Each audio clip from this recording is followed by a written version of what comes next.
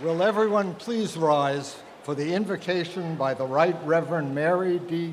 Glasspool, Assistant Bishop of the Diocese of New York.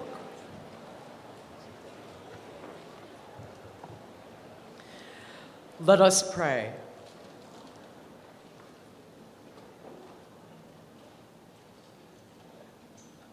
Accept, O loving God, our thanks and praise for all that you have done for us. We thank you for the splendor of the whole creation, for the beauty of this world, for the wonder of life, and for the mystery of love. We thank you for the blessing of family and friends, and for the loving care which surrounds us on every side. We thank you for Bard College, for teachers and learners, for the many people employed here, all who have gone before and those who will come after. We thank you for setting us at tasks which demand our best efforts and for leading us to accomplishments which satisfy and delight us. We thank you also for those disappointments and failures that lead us to acknowledge our dependence on you and each other. Most especially, we thank you for bringing us to this day. Help us with open ears and hearts and minds to receive the grace and wisdom that are offered to us.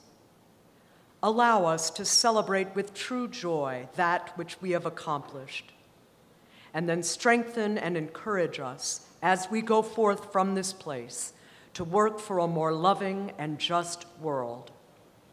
We ask these things in the power of your life-giving Spirit. Amen.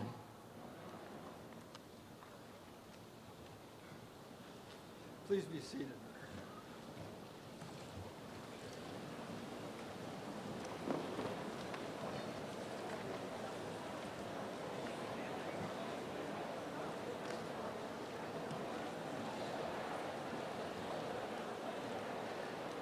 Ladies and gentlemen,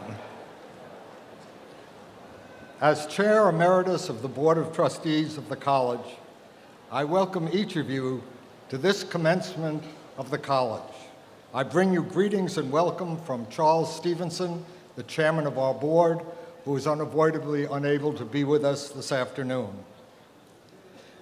This is a day for celebration, not just for the students who will soon cross this platform to receive degrees evidencing their completion of years of hard work at Bard. It is also a day of celebration for the parents, relatives, and friends who made today possible.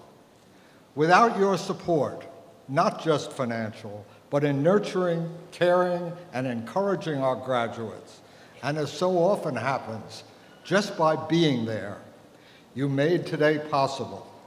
As I congratulate our graduates, I also congratulate each of you and encourage you to feel and rejoice the sense of pride which you so richly deserve.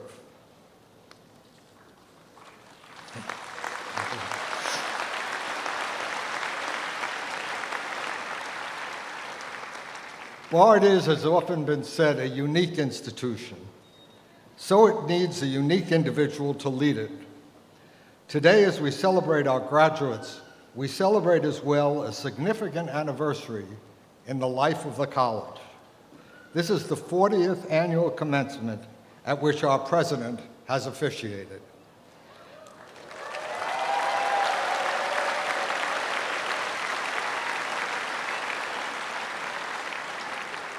I would like to say that in the 40 years that Leon Botstein has been at Bard, Bard made him what he is today. A respected academic leader, a widely recognized writer on music and music history, as well as on education, a scholar, an orchestra conductor of major orchestras throughout the world, an intellectual whose views on matters of public interest are often sought.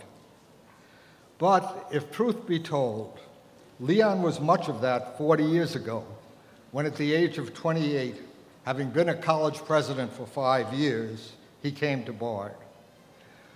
Bard did not make Leon Botstein what he is today. Indeed, he made Bard what it is today, And for that, and for his total commitment to Bard's core values, for his 24/7 work week, for his total interest and concern with each and every one of us and this institution, we thank him. Ladies and gentlemen, the president of Bard, Leon Botstein.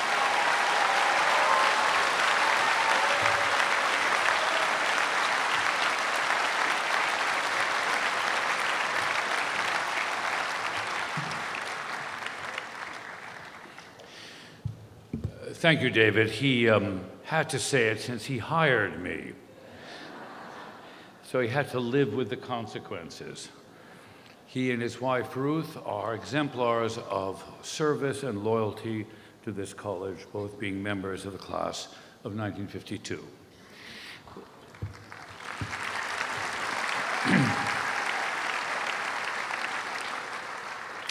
So, ladies and gentlemen, let me warn you, this is an extremely long afternoon.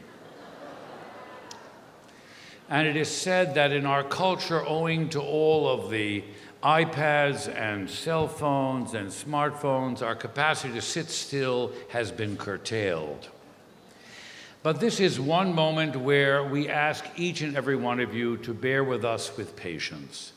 This is a very, very long afternoon, but an irreplaceable one. People can get married many times, but they only graduate from college once.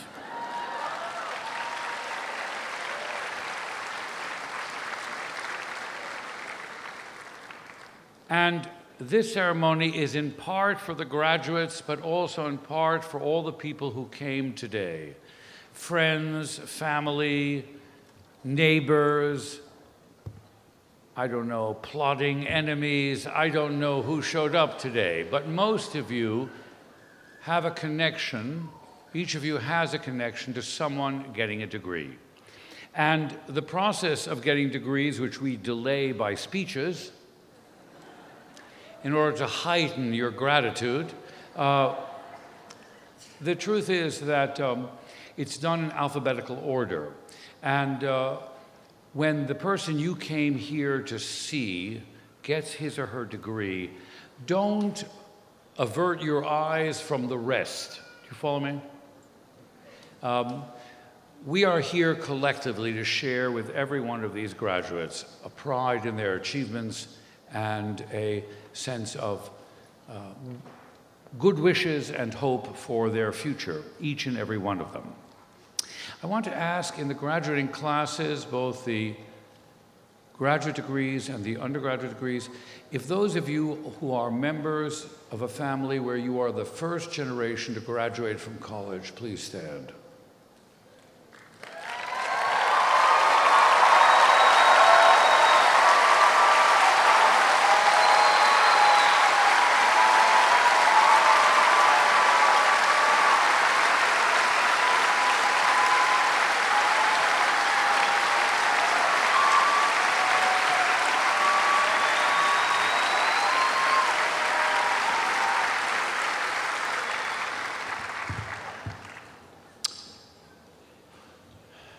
Perhaps the most pressing question and the most bedeviling question on the American campus today is the question of the extent and limit to free expression. What has happened in the current political context is that there are those who challenge the conceit of the free exchange of ideas, of the value of dissent and dialogue. There are those that argue that the inequalities of class, race, gender, sexual preference, religion take precedence over a way of exchanging ideas and using language that privileges those who are with greatest power and greatest advantage. That there's no objectivity, and there should be no tolerance for speech or ideas which make other people feel uncomfortable and are seen as acts of offense. We are not comfortable with tolerance of that which we do not agree with. We confuse dissent with offense. And we exchange moral absolutes with one another. We condemn those who disagree. We refuse to listen. We even justify interrupting a speech because it is probably morally more important to drown someone out than allow what you believe to be the truth to be said. In the presence of these moral absolute, our commencement speaker today, since 1984, a member of the law school faculty at Harvard, has shown uncommon courage. He has taken on affirmative action, the language of race, interracial intimacy, the Obama presidency. He has been entirely unafraid to stand in the debate and take an unpopular position. One of America's leading public intellectuals, who was educated at Princeton, Oxford, and Yale, and he clerked for Thurgood Marshall. It is with great pleasure and thankfulness that I introduce our commencement speaker today, Randall Kennedy.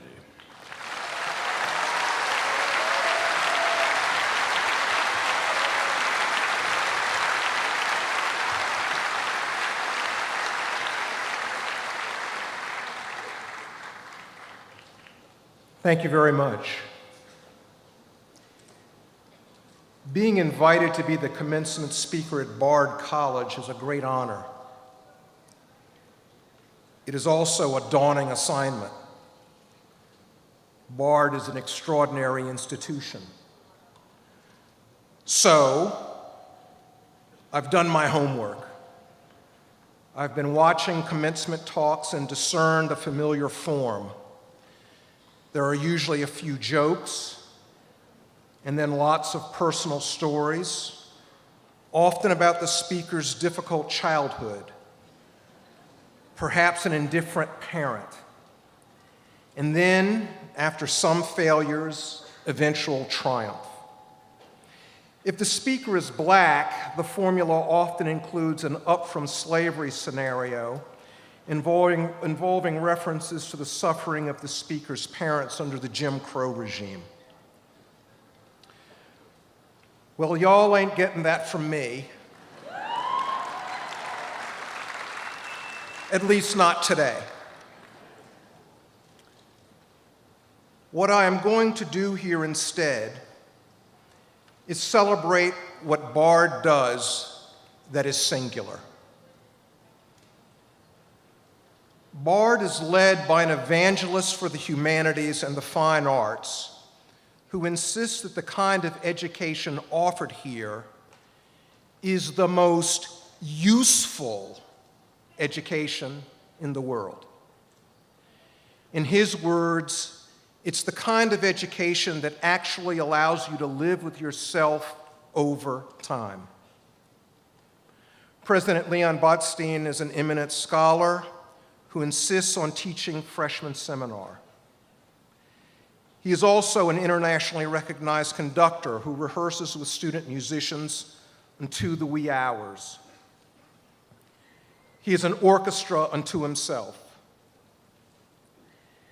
Then there are the Bard students. Their energy, your energy, sophistication, and offbeat adventurousness is legendary. A couple of days ago, at my home institution, Harvard Law School, there was a Bard student who graduated. I knew him quite well. He was in my contracts class. Daniel Severson, wonderful student, one of the best students I've encountered in many years, a Bard student. Then in just the past 24 hours, while I've been here socializing with people, I've heard in casual conversations about students, and I'm going to mention quickly just a couple. Angie Del Orcam, who's going to be on a Humanity in Action Fellowship. Who's going to study human rights in Amsterdam, Berlin, Copenhagen, Sarajevo, and Warsaw. Tamsin Elliott, who's going to leave her harp and her conservatory training behind for a while to learn Georgian chant in Tbilisi. Then I heard about David Bull, who is going to do lighting design on Broadway. And there were others and others and others, just doing extraordinarily interesting things. BARD is based here in Annandale-on-Hudson, but it spreads its vision all over the world. On its campuses in Berlin, St. Petersburg, Vilnius, Bishkek, and Jerusalem, including the first dual degree program between American and Palestinian institutions of higher education.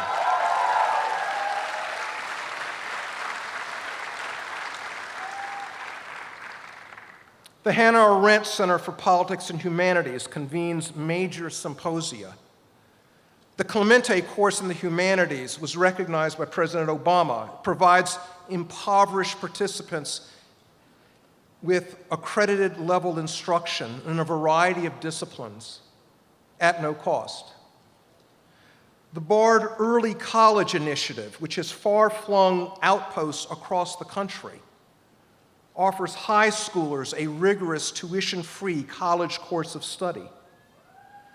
All of these programs reflect the distinctive spirit of BARD.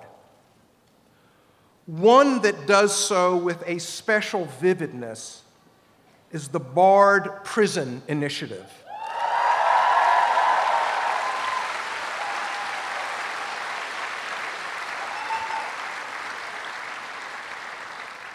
The BARD Prison Initiative, the BPI, started by a BARD student while still in college here, the BPI enacts BARD's uncompromising attachment to intellectuality and creativity, conjoined with passionate attentiveness to social justice. The BPI offers college instruction to men and women in 6 prisons in New York.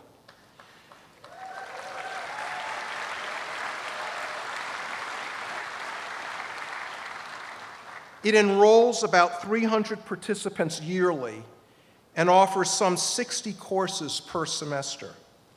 Since 2001, it has awarded several hundred associate or bachelor degrees. The inspiration for similar programs at other colleges and universities, including Wesleyan, Grinnell, Goucher, and Notre Dame, BARD's program remains the largest in the country. The BPI is a response to the linked disasters of mass incarceration, ruinous conditions inside of prisons, and vindictive policies that brand and marginalize the formerly incarcerated. The National Research Council of the National Academies informs us that in 1972, the United States incarceration rate, the number of inmates in prisons and jails per 100,000 people, stood at 161. That is, for every 100,000 people in America, 161 were incarcerated. By 2012, the incarceration rate had jumped to 707 per 100,000, an increase of over 300%, a rate 5 to 10 times higher than rates in other advanced industrialized democracies. Although the United States contains about 5% of the world's population, it cages close to 25% of the world's prisoners, over 2 million. This unprecedented uptick in incarceration arose as a consequence of public revulsion against criminality and politicians' efforts to address, channel, and exploit that popular anger through wars on drugs, crime, and disorder. Those campaigns brought in their wake longer prison terms and mandatory minimum sentences. At its best, the incarceration binge was a well-intentioned but mistaken effort to obtain increased safety through massive doses of incapacitation and deterrence. At its worst, the incarceration binge was a disguised reaction against the social advances of the 1960s, a pernicious way of stigmatizing, marginalizing, and controlling populations perceived to be threatening, especially populations of young, poor men of color. The BPI brings into the dismal environs of the penitentiary the enthralling possibilities of higher education. It holds the inmates to high standards. To be eligible for admission, one must have earned a high school degree or its equivalent. BARD, moreover, accepts only about 1 in 10 applicants, just as it does here on the Annandale campus. Those who enroll take courses of the same depth and difficulty offered here to the regular students. The results have been striking. No commencement exercises anywhere are more moving than the BPI commencement exercises held at the Eastern, Woodbourne, Fishkill, Greenhaven, Coxsackie, and Taconic correctional facilities. You can see excerpts on the BARD website. They are absolutely riveting. They reveal men and women who have bested prison's mind-numbing, time-slowing, soul-sapping boredom, who have overcome countless discouraging inconveniences, who have defeated the self-betraying suspicion that they are no good and can never become better. In February of this year, the New York Times lauded the BPI, noting that the recidivism rate for inmates who participated in the program was 4%, while those who earned degrees was 2.5%. By contrast, the recidivism rate for the general population of inmates is about 40%. Lowering recidivism rates saves the public money. Imprisoning people is expensive. New Yorkers pay about $60,000 per inmate per year. The fiscal effects of decreasing rates of recidivism are thus quite substantial. The Times reported that for every dollar spent on prison education, the public saves $4 to $5 on re-imprisonment costs. The BPI and kindred programs, however, face opposition. The most politically influential line of criticism goes like this: it is wrong for felons to receive excellent college instruction at no financial cost to themselves, while law-abiding people have to pay, or even worse, go without higher education. The potency of this attack is evident. In 1994, the federal government eliminated all state and federal inmate eligibility for Pell Grants. States have also cut back on resources that made higher education accessible to inmates. In 2014, Governor Andrew Cuomo proposed setting aside a mere $1 million to finance inmate college education in a state prison budget of $2.8 billion. He withdrew his proposal when it was attacked as a slap in the face to taxpayers. In online responses to articles about the BPI, one finds numerous iterations of this sentiment. As one reader remarked, it is a very hard sell. It's very hard to sell a free college education for prisoners when such is anything but free for those who have committed no crimes. How should we at Bard, believers in the education of the soul, respond? First, we need to argue that it is a bad state of affairs for any applicant to college to be prevented from attending merely because of his or her household's financial incapacity.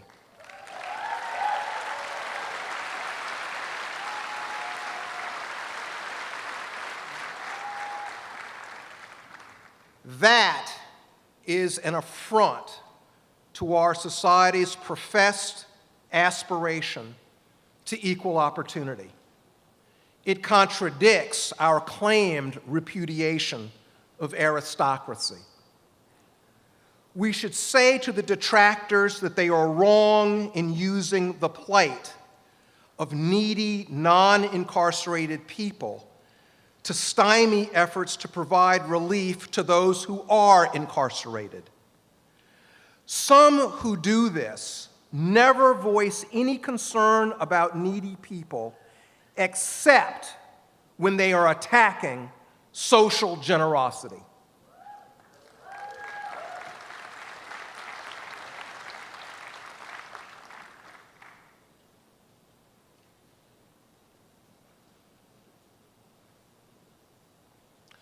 Another response has to do with what the BPI offers to Bard. The BPI offers proof that there is real joy in learning for learning's sake. A few days ago, I was talking with a Bard professor about the BPI. This gentleman is a tough cookie, a hard-boiled realist, an intense, exacting intellectual. He told me that when he has taught behind the locked iron gates of prison, he has had no better feeling as an academic. BPI, in other words, involves an exchange.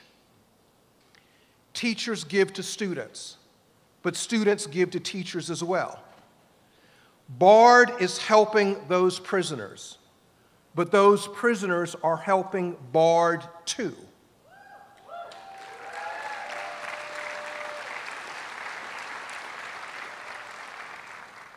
Infusing it with ideas and motivations and experiences and perspectives that would otherwise be missing.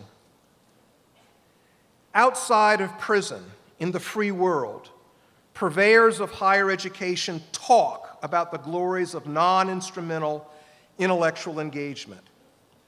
But the omnipresence of the market, the lure of vocational ambition, the pervasiveness of desires for upward mobility put into question the sincerity of professed commitments to liberal education. Prison clarifies matters.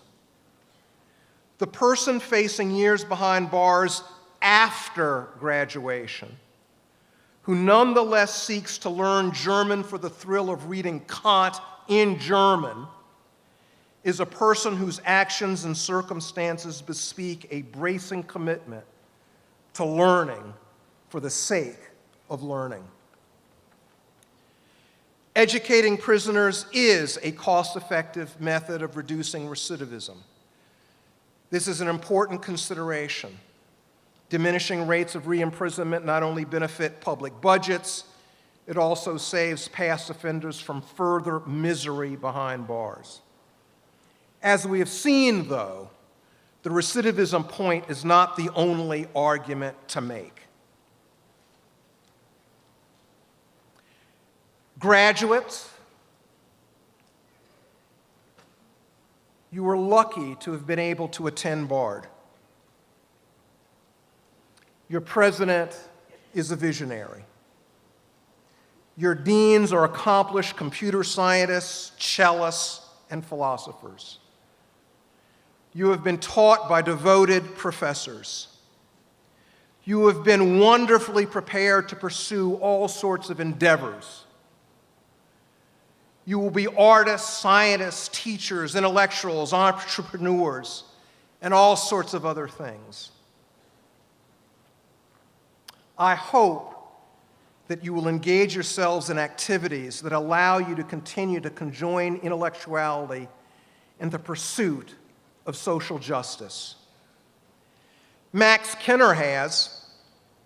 He is the former Bard student who founded the BPI and now directs the project.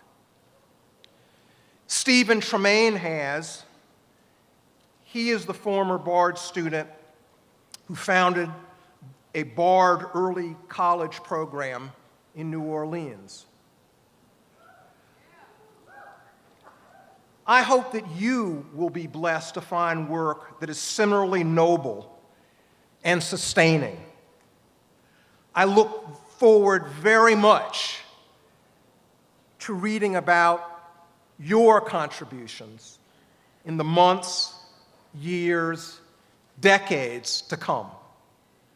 Class of 2016, congratulations and good luck.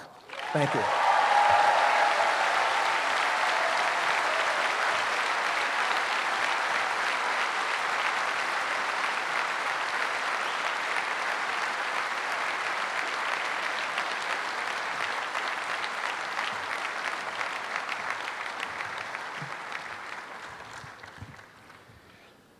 Thank you very much. I suggest you take out the red book you have here, this red, very large red book, ladies and gentlemen.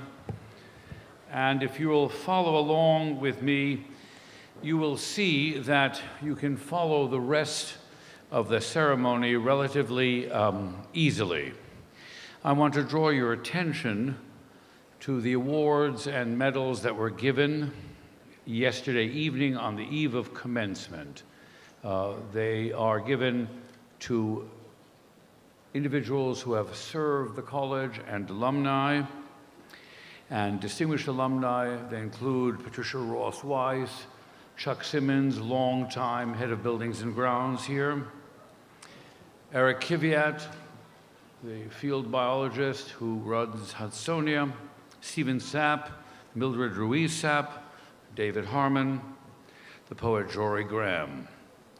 You'll also see Bardian Awards.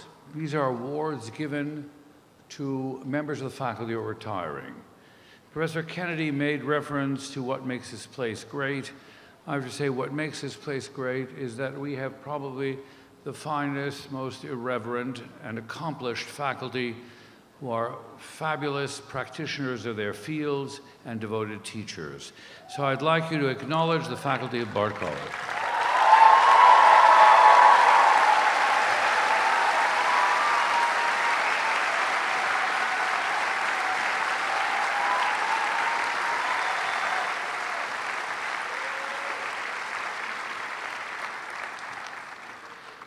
You will also notice an award given to Catherine Gund in Cleveland.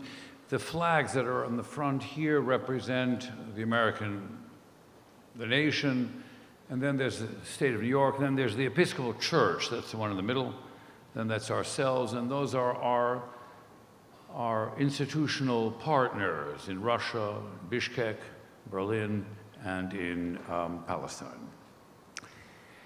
I want particularly to acknowledge the service of the 4 faculty who are retiring: Carolyn Dewald in classics, Terence Dusnap in literature, Gennady Shklarevsky in history, and Peter Skiff in physics.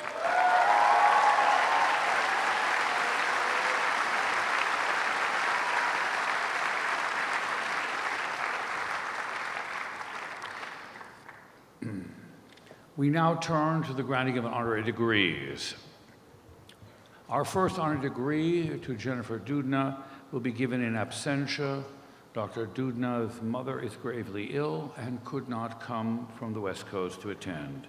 So I ask Felicia Keesing to come forward. Professor of Biology will read a message to the graduating class from Dr. Dudna.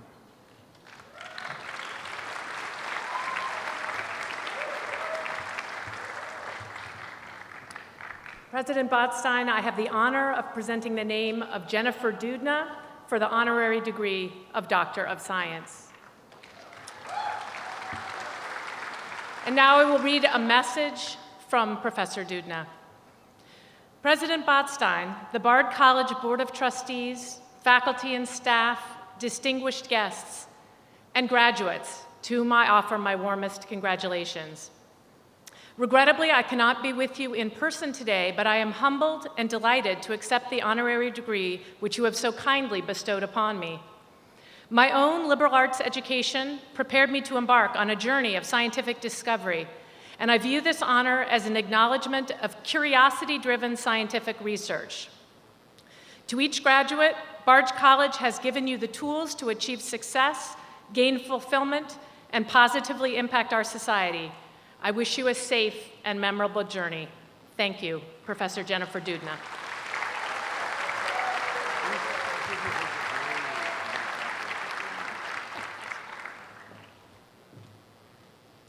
The biographies of each of our recipients is in the Red Book as you follow along, and now I have the pleasure of calling Karen Sullivan and Brandon Weber, class of 1997, to the podium.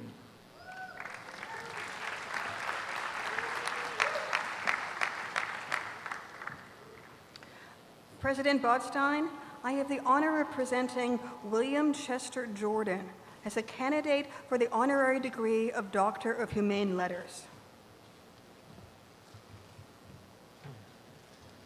We honor you, William Chester Jordan, as one of the great medievalists of our time. The range, eloquence, and originality of your scholarship have brought to life the 13th and 14th centuries. Your commitment to research and education is reflected in your outstanding leadership and inspired teaching.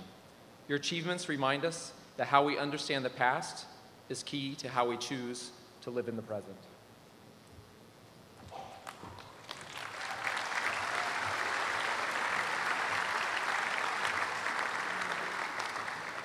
These degrees are given in Latin, and auctoritate mi commissa ter gradum in litteris humaniboribus doctoris admitto, omniaque iuria ac privilegia ad un gradum pertinentia tibi concedo, et testimonium hoc diploma tibi solemniter trado. Congratulations.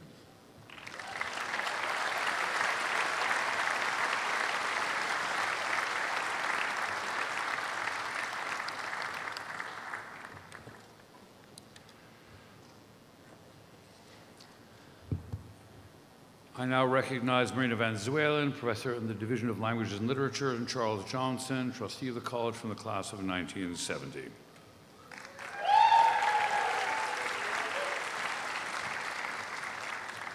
President Botstein, I have the honor of presenting Geraldine Laybourne as a candidate for the honorary degree of Doctor of Humane Letters.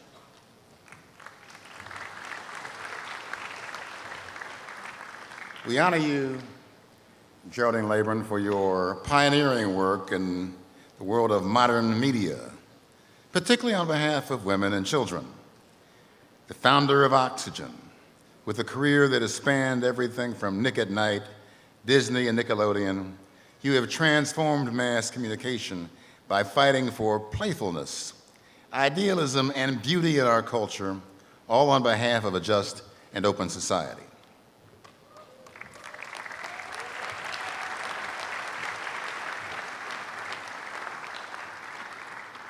Auctoritate mihi commissa ter gradum litteris humaniboribus doctoris admitto, omniaque iuac privilegia ad un gradum pertinente tibi concedo, et in testimonium hoc diploma tibi solemniter trado. Congratulations.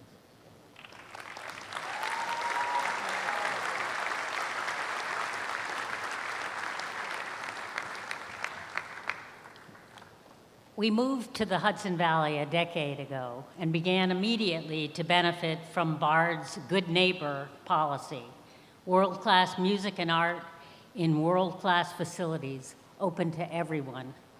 It took us a little while to get to know what all of you know and what Randall Kennedy talked about, that Bard's Good Neighbor policy extends far beyond Annandale on the Hudson. Bard takes an active role as a force for social change, from Berlin to the West Bank to Woodburn Prison, from Newark, Queens, and Baltimore, and beyond, always with respect for every individual brain it comes in contact with. The opportunities for learning provided expect the best of all of its participants. Society needs you to take this active, good neighbor learning out into the world. Bard has given you a powerful role model.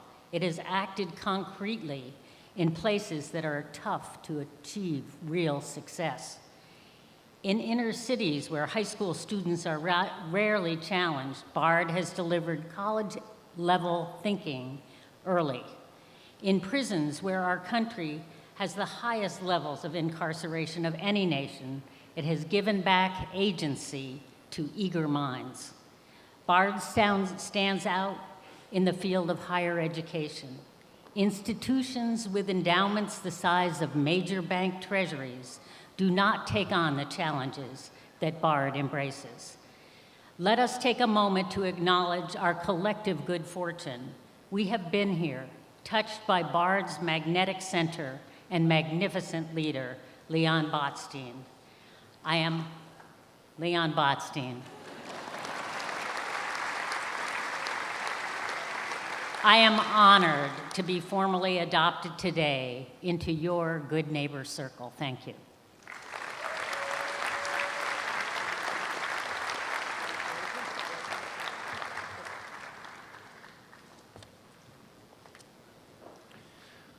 I now recognize Roger Berkowitz, professor in the Division of Social Studies and director of the Hannah Arendt Center, and David Schwab, who will present Elizabeth Semmel from the class of 1952.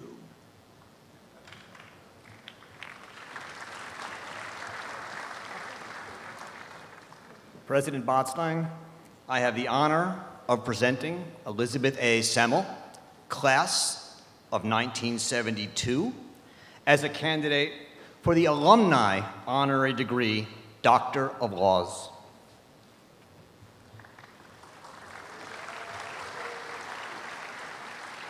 We honor you, Elizabeth Semmel, for your fierce advocacy of civil rights and your principled opposition to the death penalty.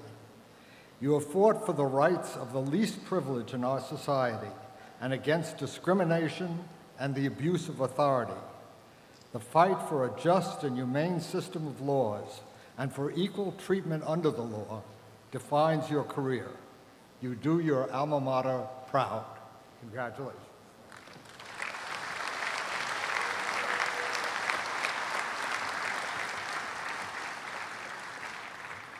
Auctoritate mi commissa te ad gradum legibus doctores admito, omniaque iurac previa ad hoc gradum pertinere tibi concedo, et in testimonium hoc diploma tibi solemne trado. Congratulations.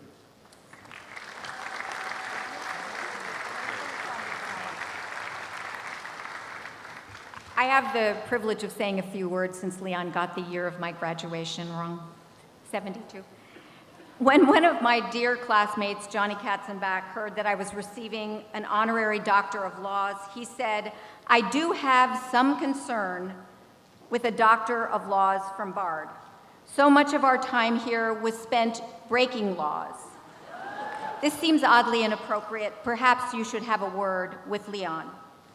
In truth, the laws we broke were relatively minor, and certainly we acted in service of advancing the revolution that we utterly failed to bring about. I hope that when you are as many years out from commencement as I am, whether or not you have the remarkable privilege of being honored by Bard College, you will still feel, as I do, immensely grateful to have had a Bard education with all the glorious layers of meaning that phrase conveys. Make good on this gift. Here I want to acknowledge two professors, Eustace Rosenberg and Bernie Teeger, who helped give me a constructive direction to what today has been described as my passion for justice, solidifying my ambition to be an advocate for men and women accused and convicted of crime. The passion for justice was likely transmitted genetically from my parents, another one of life's good fortunes. I was nurtured by them. They modeled this for my sister and for me. And my mother, who was at Bard when I graduated in '72, is still fully engaged in the fight for social justice and equality at the age of 94 and is here today.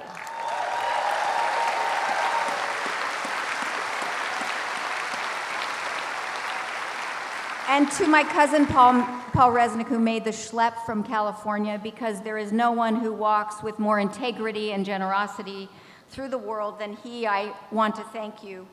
And to my husband, lastly, I know this sounds like a template of an acceptance speech, but go with me for one last sentence, who is my true north, who taught me that it's more important to be a good person than a good lawyer, and that you cannot be a great lawyer without being a good person.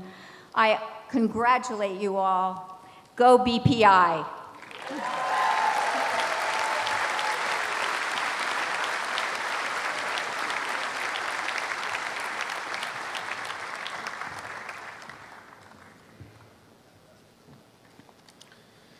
I now recognize Daniel Mendelsohn, the Charles Ranlin Flint Professor at the College, and Robert Silvers for the honorary degree, and Roland Augustine, trustee of the College.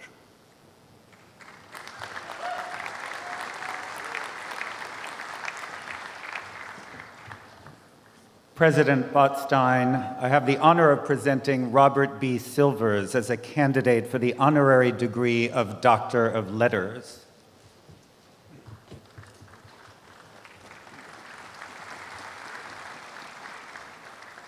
We honor you, Robert Silvers, for creating and sustaining the New York Review of Books for the past 53 years.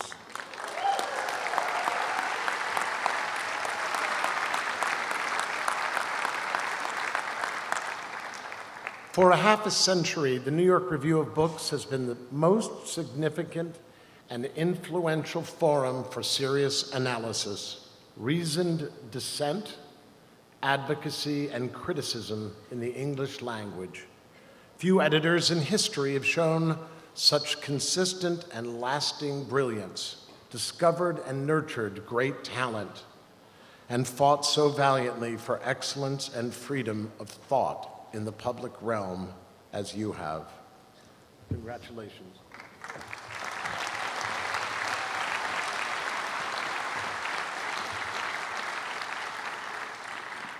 Auctoritate mihi commissa te ad gradum in litteris doctoris admitto, omniaque iura ad privilegia ad gradum pertidentia tibi concedo, et in testimonium hoc diploma tibi solemniter trado. Congratulations.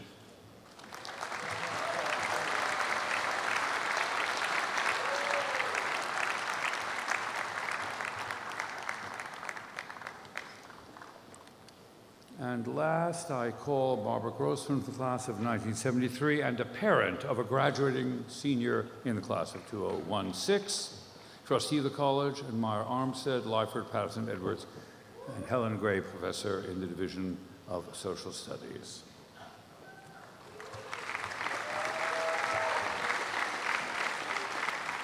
President Botstein, I have the honor of presenting Randall Kennedy for the honorary degree of Doctor of Humane Letters.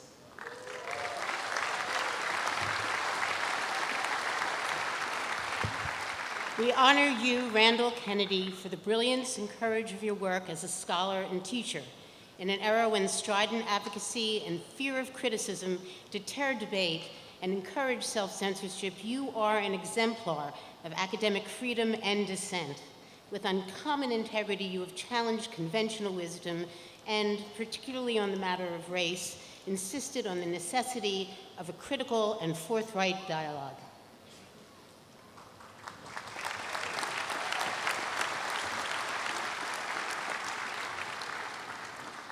Auctoritate mihi commissa te ad gradum in litteris humaniboribus doctoris admitto, omniaque iura ac privilegia ad gradum pertinentia tibi concedo, et in testimonium hoc diploma tibi solemniter trado. Congratulations.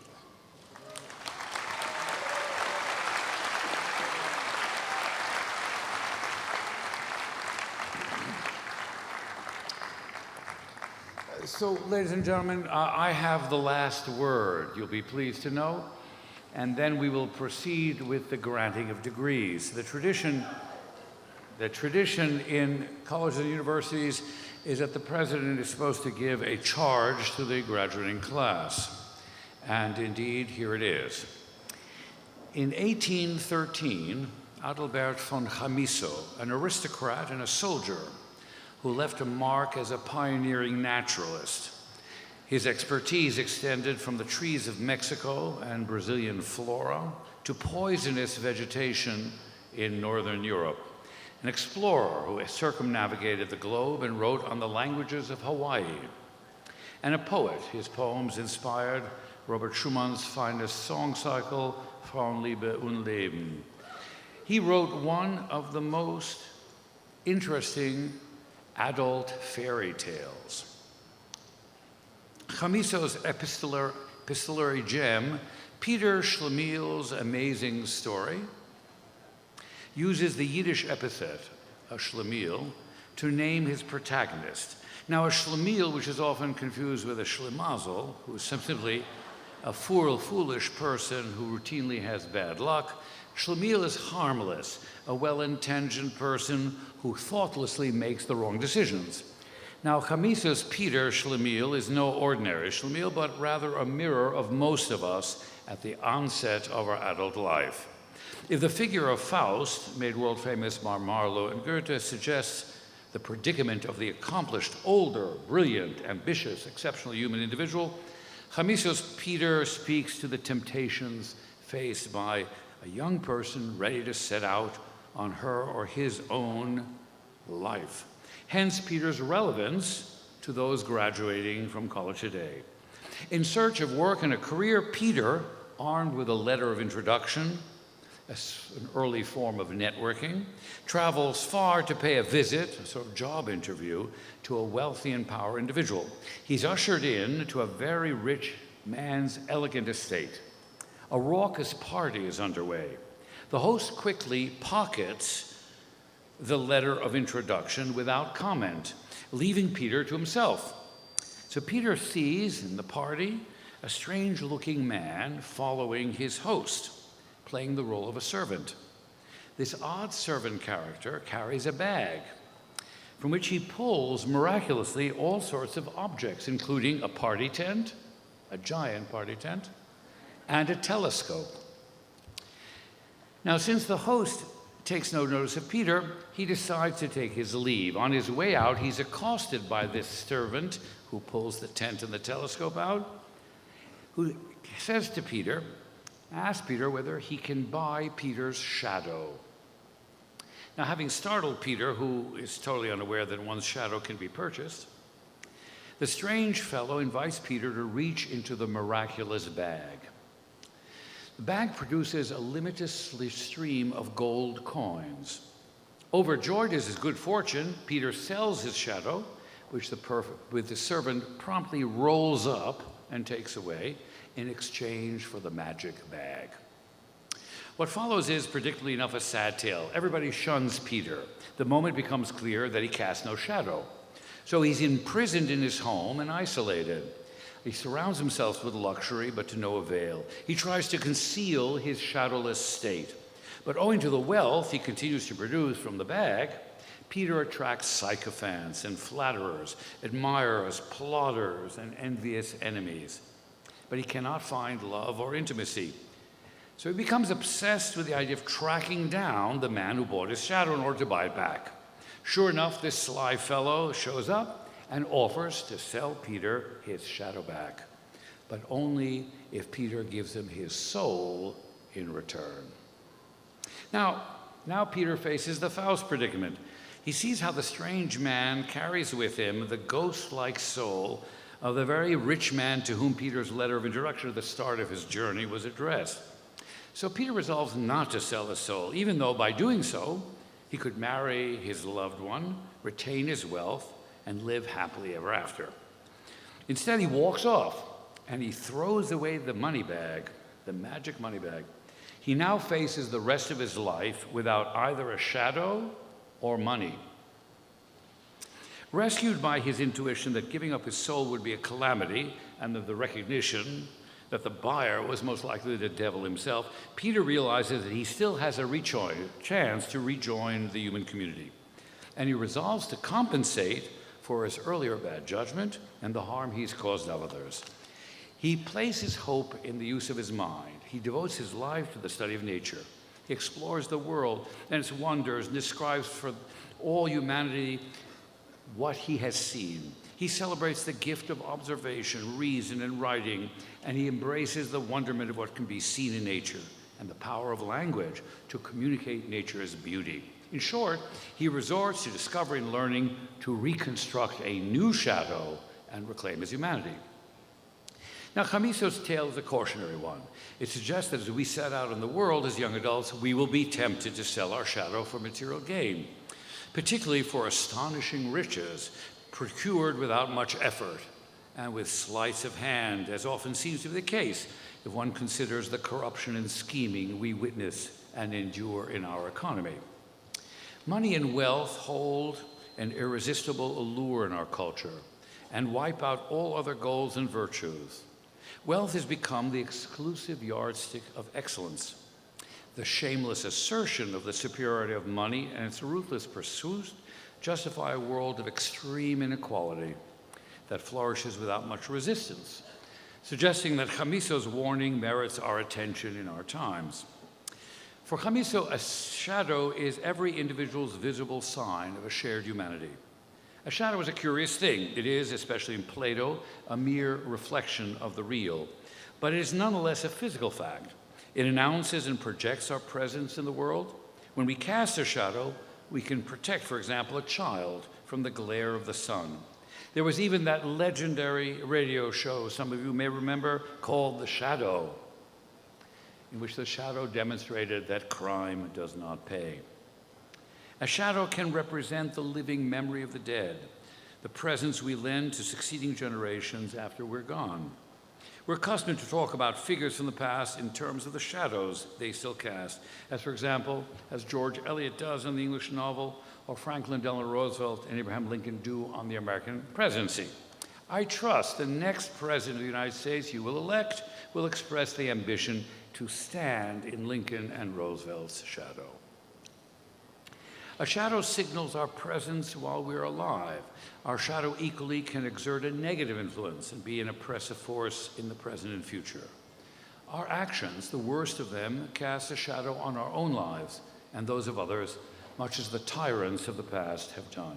But in the end, the shadow each of us projects marks our being in the world.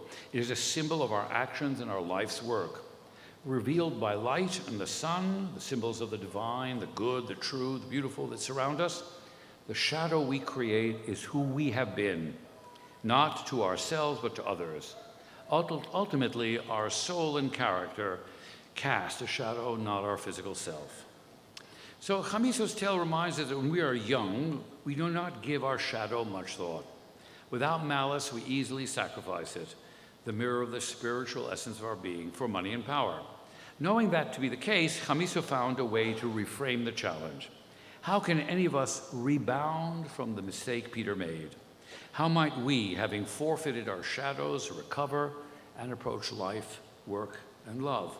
The problem is not whether we innocently sell our shadow, but not our soul, for material gain and advancement alone, and isolate ourselves from others. Rather, the task you face in the life ahead of you is how to fashion a new shadow to take the place of the one you might have sold thoughtlessly. In that task, only our imagination, our creative capacity, our reason, our courage will help. The values of your education here at Bard, the pursuit of knowledge, the love of language, the embrace of the aesthetic, the thrill of discovering invention, and the concern for justice and for the well-being of humanity and the natural world hold the key. So my charge to you, therefore, is this. Whatever paths and lives you take, make sure to shape and cast a shadow. Do so through what you achieve with your education and talent. If you should end up selling your shadow, as Peter did, remember that you never lose the ability to create a new one through idealistic and inspired ambition and action. And never forget that wealth, how rich you are when you die, will by itself cast no shadow. A shadow is not cast by greed, and it is not formed by numbers on a balance sheet. It is cast visibly within the human community by the ethical, aesthetic, and intellectual character of how we act and what we make of ourselves for the edification and betterment of others. So cultivate and expand your shadow. Don't sell it. But if you happen to sell it, know that your humanity resides in the fact that, come what may, you have the necessary tools to rebuild it. Should you wish to cultivate your better self, remember Peter's admonition to live among others, learn above all to honor first the shadow and only then the gold. Congratulations to you all.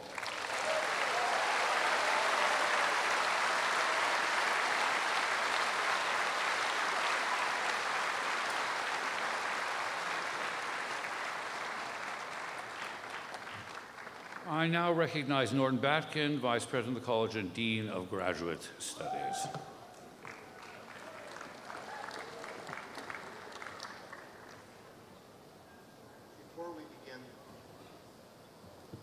Before we begin the presentation of candidates of graduate degrees, please note that in the interest of time, we will not be reading the names of those candidates unable to join us today, but all candidates are listed in the program, the Red Book, in recognition of their accomplishments. President Botstein, I have the honor of introducing Susan Weber, Director of the Bard Graduate Center, Decorative Arts, Design History, Material Culture, and the Iris Horowitz Professor in the History of the Decorative Arts, who will present candidates for the graduate degrees in Decorative Arts, Design History, Material Culture. President Botstein, trustees, faculty, ladies and gentlemen, it is my pleasure to present the following members of the class of 2016 for the degree of Doctor of Philosophy in Decorative Arts, Design History, Material Culture. These candidates have completed all the requirements for this degree as prescribed by the State of New York and by the faculty and trustees of Bard College. Sonia Abrego.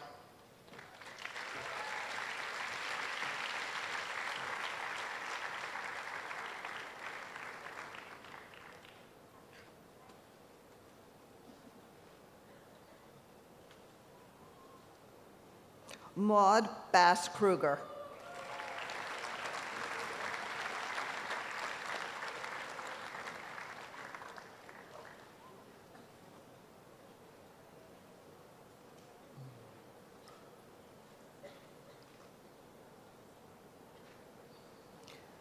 Yenna Chan.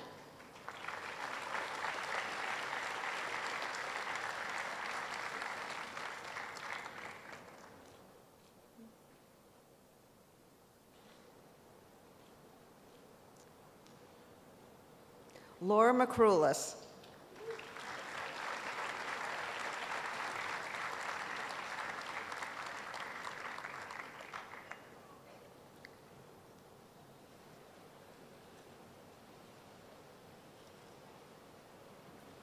Frederin Schultz.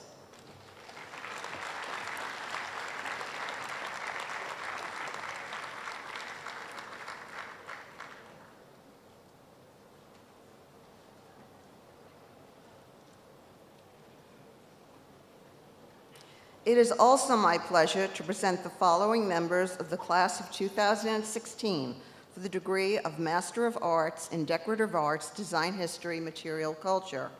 These candidates have completed all the requirements for this degree as prescribed by the State of New York and by the faculty and trustees of Bard College. Shayla Black.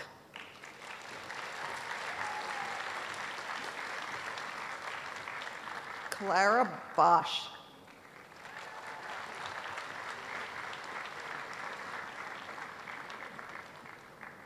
Caitlin Dichter.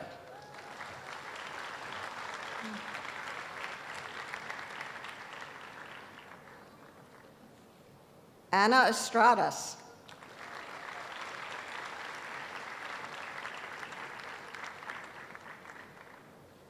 Aaron Friedman.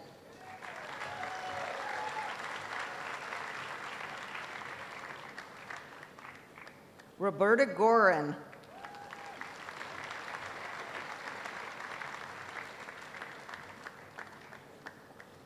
Alana Iwa.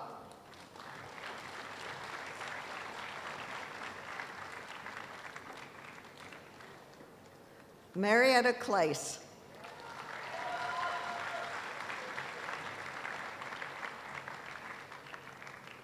Cynthia Koch.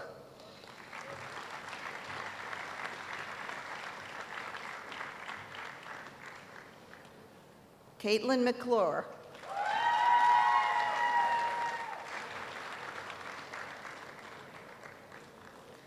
Caroline O'Connell.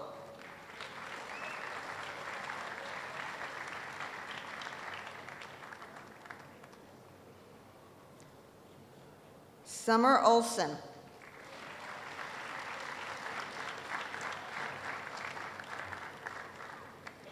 Rebecca Sadler.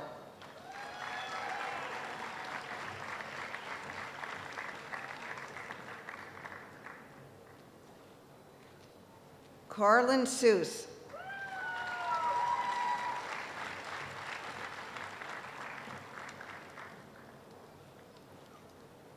Sarah Stanley.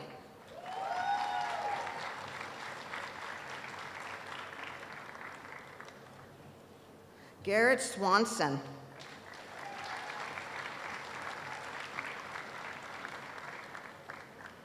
Andrew Taggart.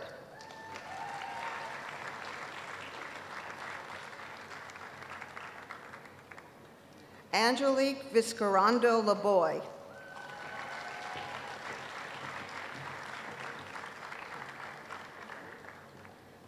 And Zhanlin Zhang.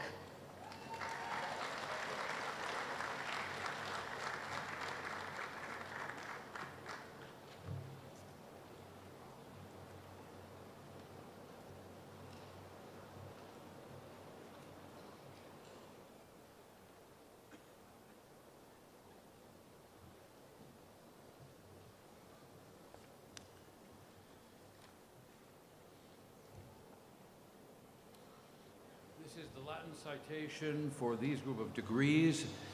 Actoritate mi commissa, vos ad gradum folis philosophiae doctoris in artibus decorantibus, historia decoris cultura materiali admitto. Omniaque iura ac privilegia ad un gradum pertinentia ti vobis concedo, et in testimonium hoc diploma vobis solemniter trado. Congratulations.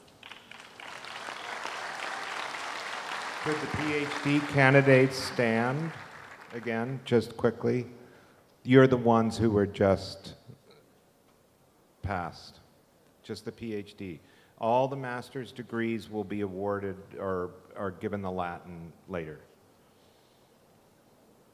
President Botstein, I have the honor of introducing Arthur Gibbons, Director of the Milton Avery Graduate School of the Arts and Professor of Sculpture, who will present candidates for the degree of Master of Fine Arts.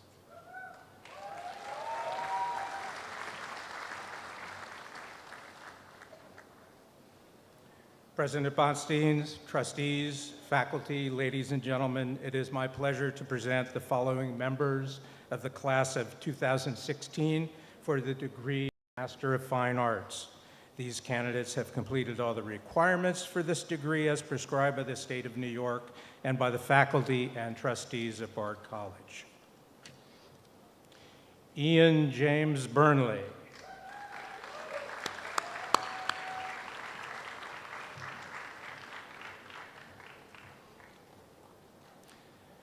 Theodore Leland Kennedy.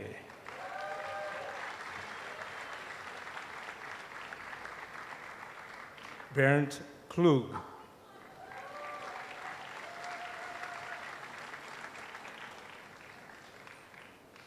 Barbara Ann Smith.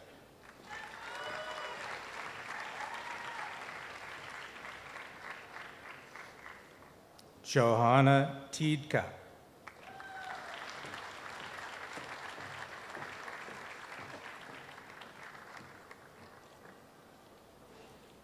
Kyle D. Zinda.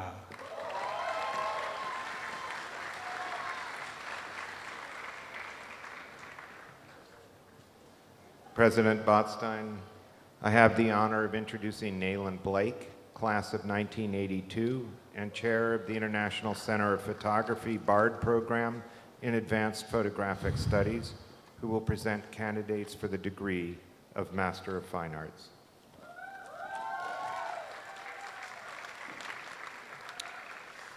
President Botstein, trustees, faculty, ladies and gentlemen, it is my pleasure to present the following members of the class of 2016 for the degree of Master of Fine Arts.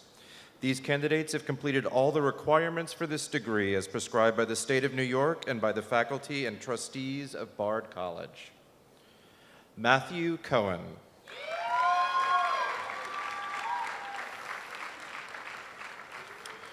Ivana La Rosa Cancer.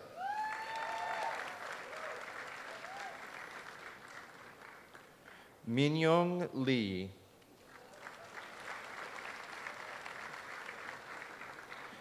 Allison Lupovich.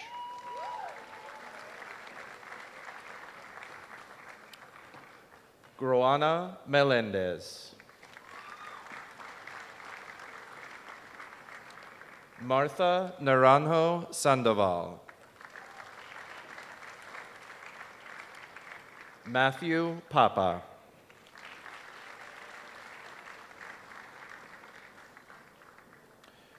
Maria Veronica Puch Quinones.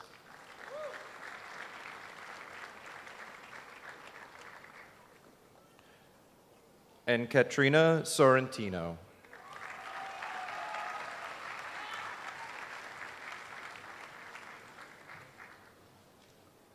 President Botstein, I have the honor of introducing Eben Goodstein, Director of the Bard Center for Environmental Policy, who will present candidates for the degrees of Master of Science in Environmental Policy and Master of Science in Climate Science and Policy.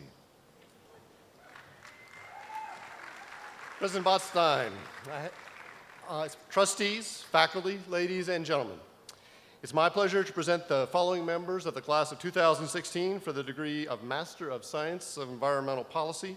These candidates have completed all the requirements by this degree as prescribed by the State of New York and by the faculty and trustees of Bard College.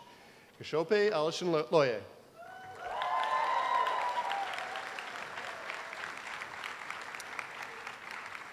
Sanaz Afruz Arjaman. Karen Lynn Baumert.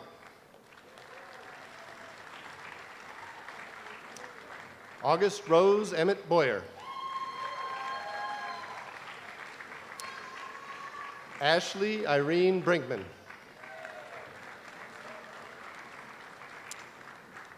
Anna Panariello. It is also my pleasure to present the following members of the class of 2016 for the degree of Master of Science in Climate Science and Policy. These candidates have completed all the requirements for this degree as prescribed by the State of New York and by the faculty and trustees of Bard College. Christine Renee Bird.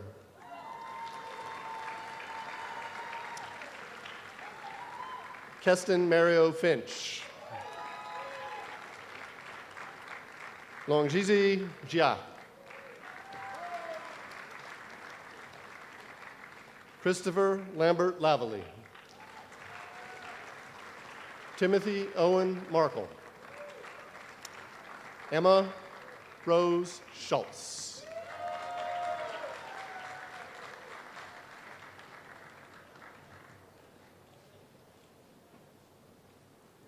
President Botstein, I have the honor of introducing Paul O'Neill, Director of the Graduate Program, Center for Curatorial Studies and Art in Contemporary Culture, who will present the candidates for the degree of Master of Arts in Curatorial Studies.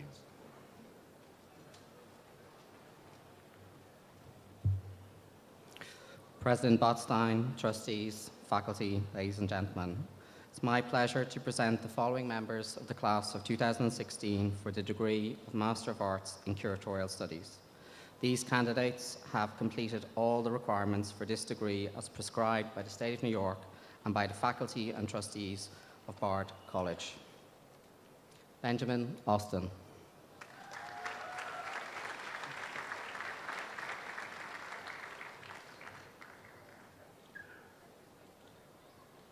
Adriana Bredaru.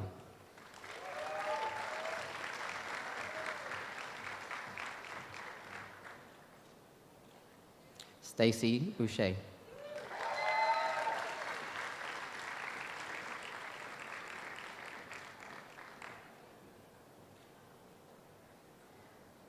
Christian Camacho Light.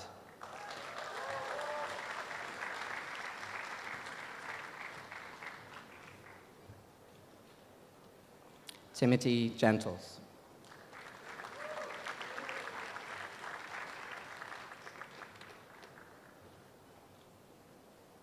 Josephine Gruff.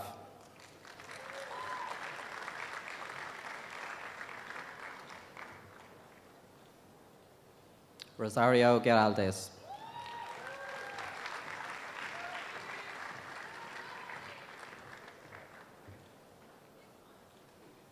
Laura Herman.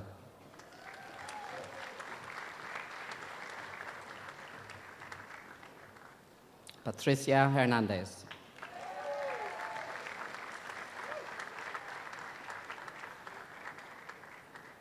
Emma James.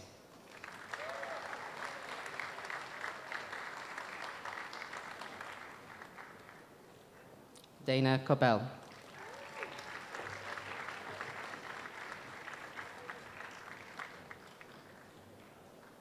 Umberto Moro.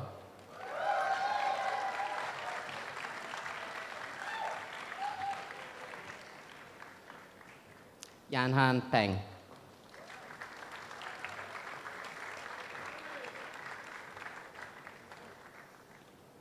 Rachel Reitz.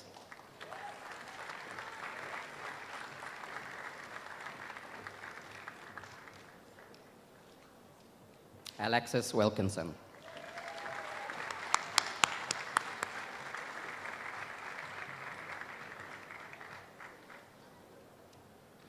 President Botstein, I have the honor of introducing Derek Furr, Director of the Master of Arts in Teaching program at Bard College, who will present the candidates for the degree of Master of Arts in Teaching.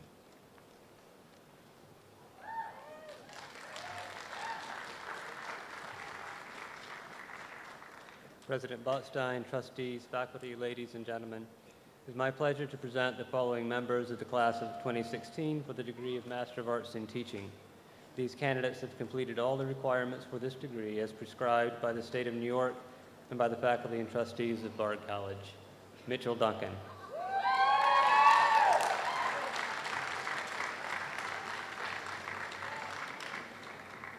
Rachel Hepworth.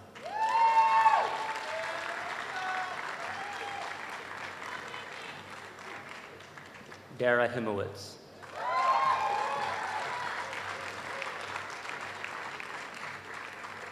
Luke Johnson.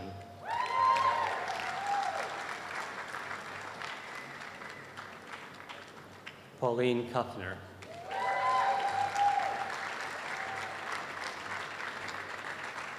Morgan Marshall.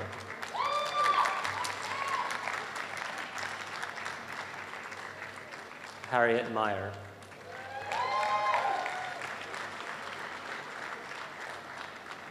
Aaron Murray.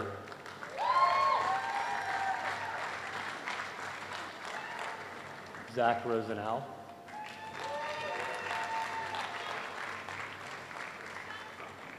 Annalisa Schultes.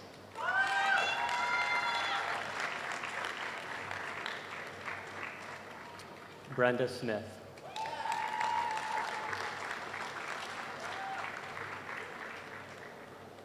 Marina Sushi.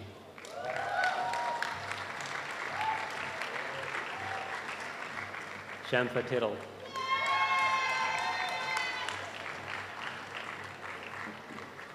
Peter Julian.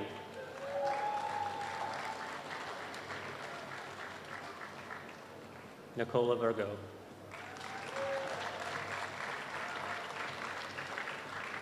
Lauren Ware.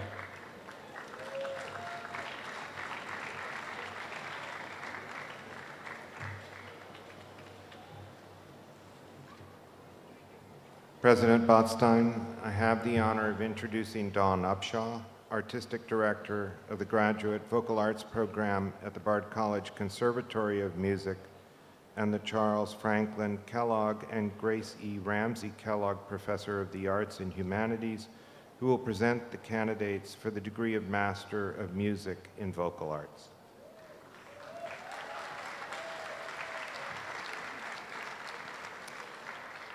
President Botstein, trustees, faculty, ladies and gentlemen, it is my pleasure to present the following members of the class of 2016 for the degree of Master of Music in Vocal Arts. These candidates have completed all the requirements for this degree as prescribed by the State of New York and by the faculty and trustees of Bard College. Adanya Dunn.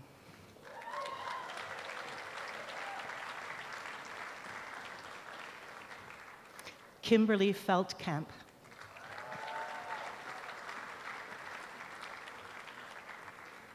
Corey Hart.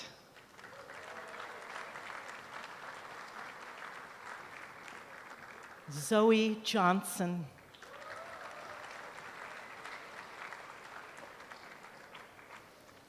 Andrew Munn.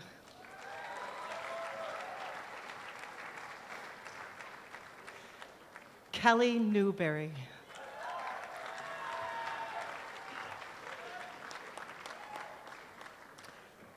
And Matthew Slip.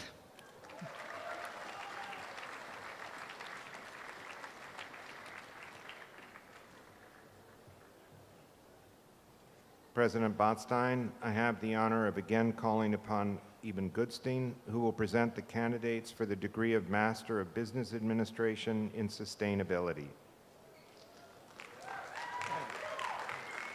President Botstein, trustees, faculties, ladies and gentlemen, it is my pleasure to present the following members of the class of 2016 for the degree of Master of Business Administration in Sustainability. These candidates have completed all the requirements for this degree as prescribed by the State of New York and by the faculty and trustees of Bard College. Simon Fishwacker.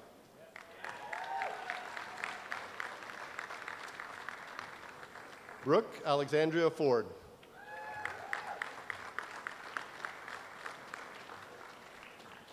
Ruben Jaffe Goldstein.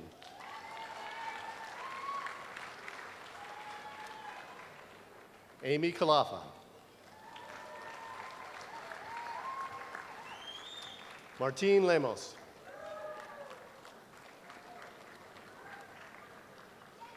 Victoria Marino.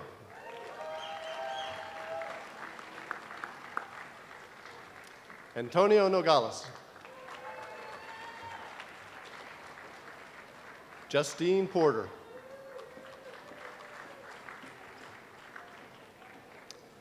David Rosens. Alexandria Santiago.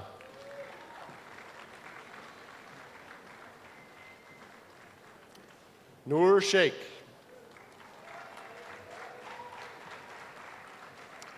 Mariana Souza.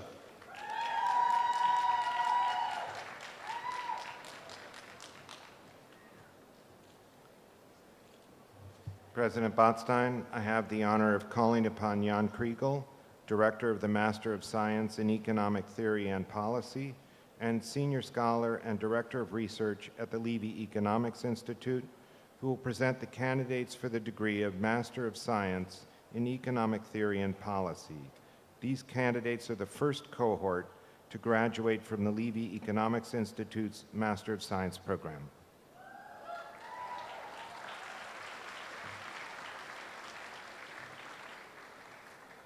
President Botstein, trustees, faculty, ladies and gentlemen, it is my pleasure to present the following members of the class of 2016 for the degree of Master of Science in Economic Theory and Policy.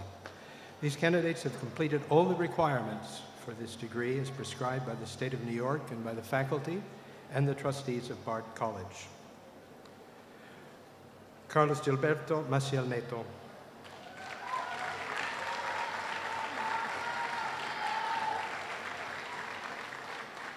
Vito Areas Pereira Melo.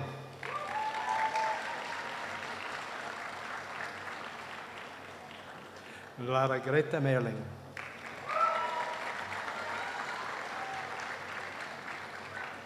Mariamavit Fantahun Tadesse.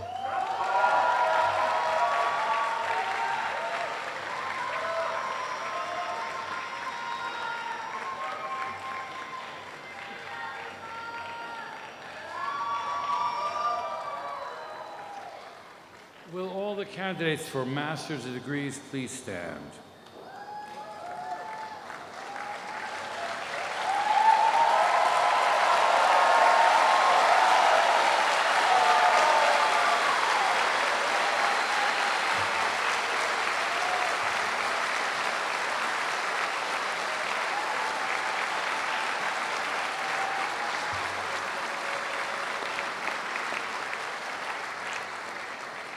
Autoritate mihi commissa vos ad gradus magistri philosophiae artium elegantorium admitto omni aquae iurac privilegia hac hos gradus pertinentia vobis concedo et in testimonium hoc diploma vobis solemter trado. Congratulations to you all.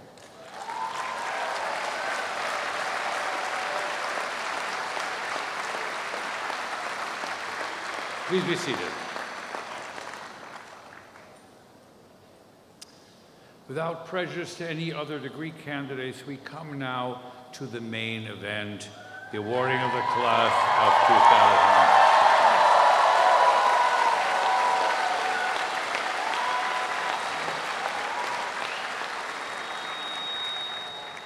2000. Now, this red book comes in handy again. Each candidate has a senior project title,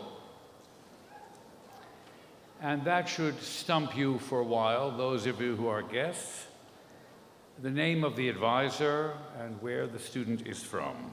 Each student who graduates from this college has completed a year-long project, often of extreme ambition and idealism, spanning a year or more's work of their own design, in combination and with support of the faculty.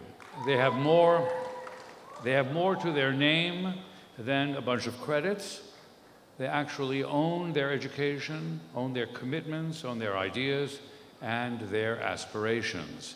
And we are extremely proud of them.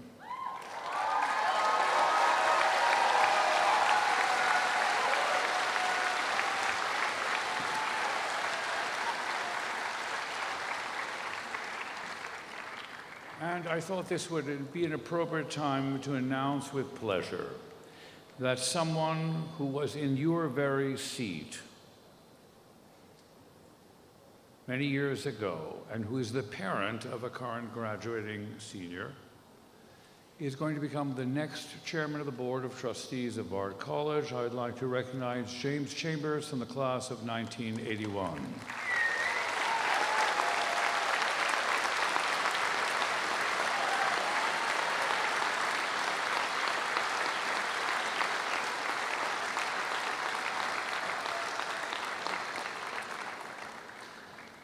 And finally, please give a warm welcome to the person who oversees this complex web of getting every student to this tent on this afternoon, and that our dean, who's just completed her first year of service, is Dean of the College, Rebecca Thomas, Associate Professor of Computer Science.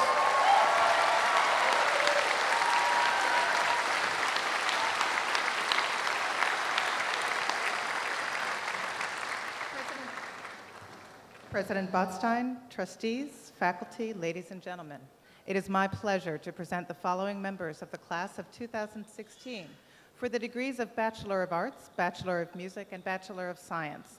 These candidates have completed all the requirements for this degree as prescribed by the state of New York and by the faculty and trustees of Bard College.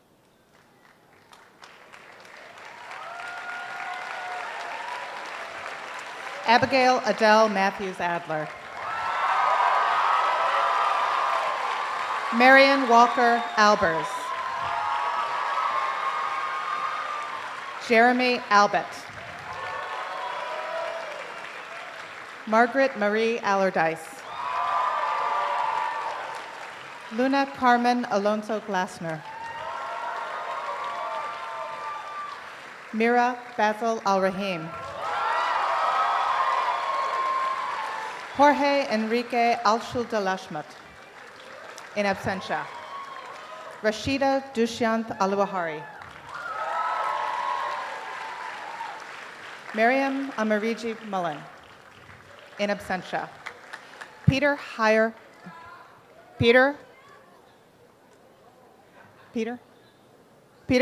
Anchel. Jacob Aronoff, in absentia. Samuel Joseph Adino. Salam Marwan Awartani. Yasser Azad, in absentia. August Shaw Swenson Bear. Kevin Tariq Bakri. Jeremy Alexander Bannister. Andrew Douglas Bow.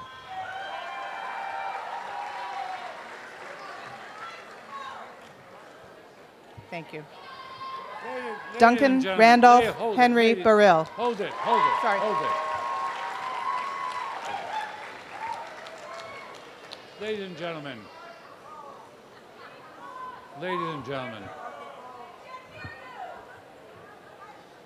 If someone will turn on the mic. Ladies and gentlemen, can you hear me now? Can you hear? Is that better? No? Hello?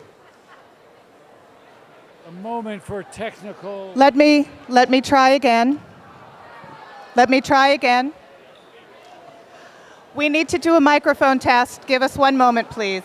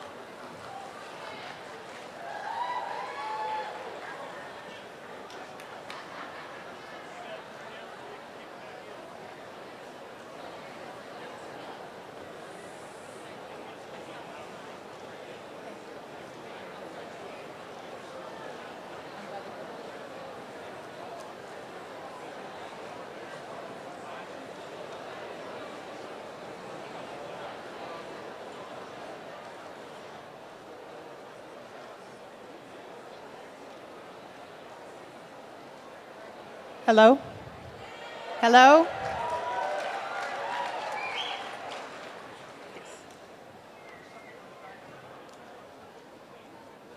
Ladies and gentlemen, the mic system has overheated, as we're all about to do. So the one thing I wanted to stop the proceedings, because your enthusiasm, try to curb it a bit so the name of the person who's getting the degree can be heard by everyone. So let's respect everybody's name as the names are called. Thank you.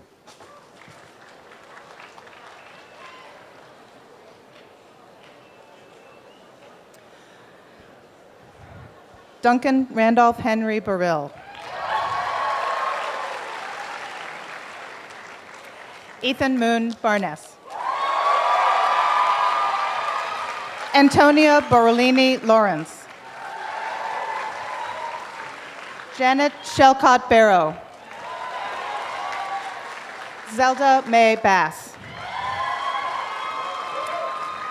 Sarah Taheen Bashir.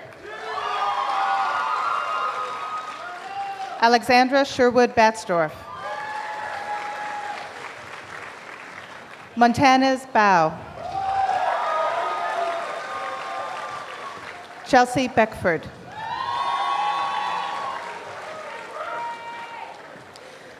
Thomas Palacios Bedell.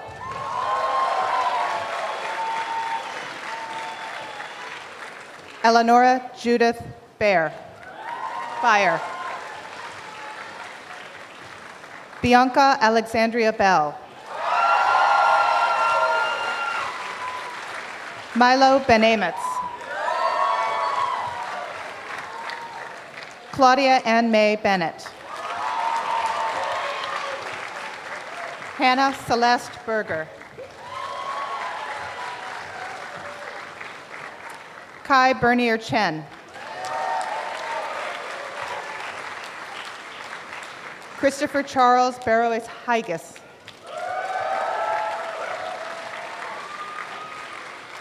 Raina Maureen Bigham.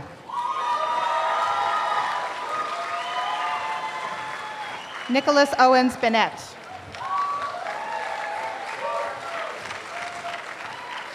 Aaliyah Willa Black. Theodore Vincent Black. Davon Michael Blanks.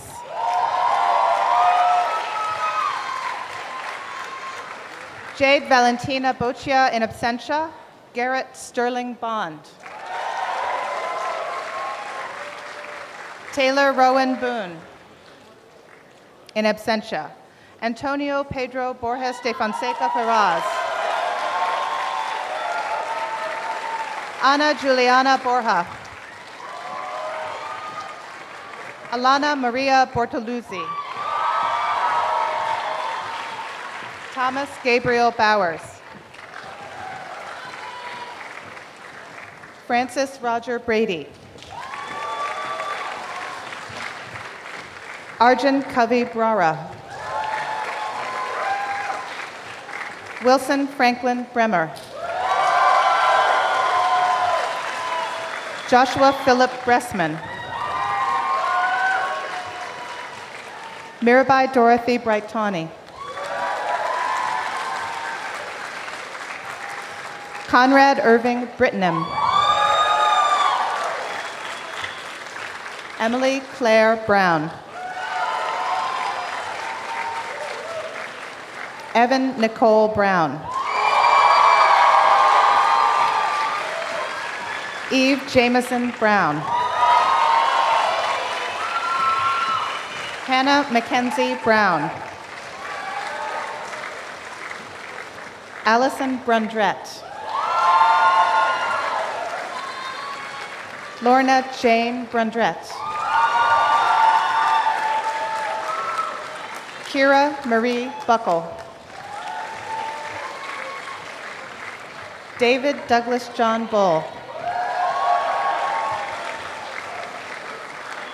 Isabel Bump.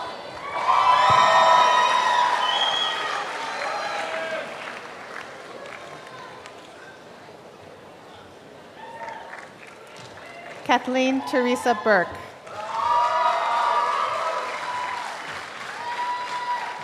Silas Edward Bush.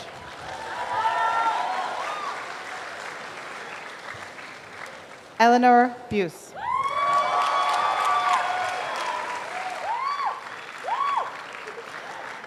Evelyn Buse.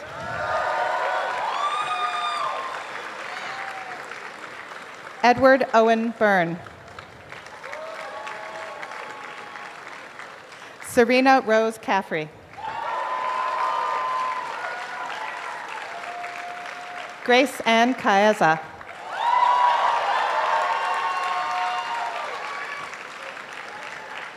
Soraya Joanna Kane.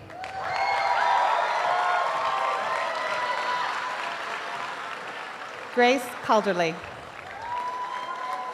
In absentia, Madeline Renee.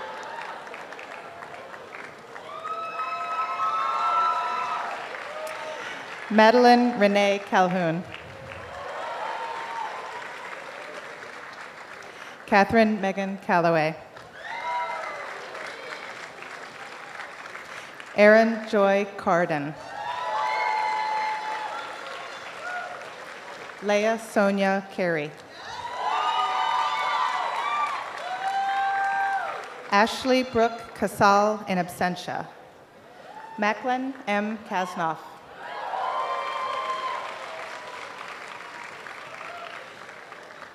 Caroline Caulfield.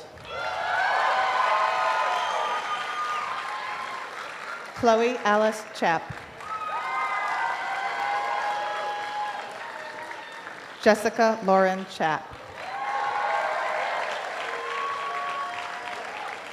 Jose Luis Chardier.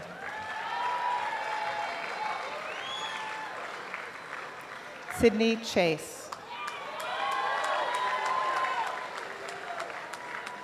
Yi Chang.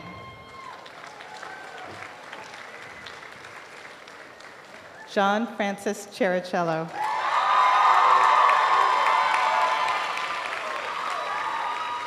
Elizabeth Thomasina Cipini. Isaiah Chisholm. Mary Elizabeth Clare.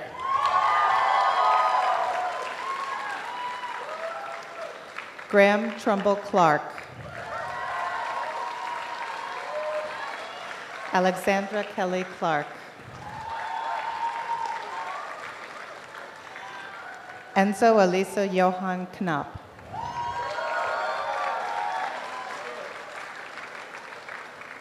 Catherine Lucas Coates. Carly Faith Cohen.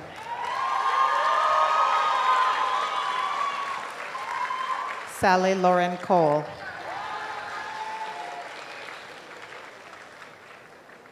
Matthew William Francis Constantino. Alexandra Page Stuck Corbett.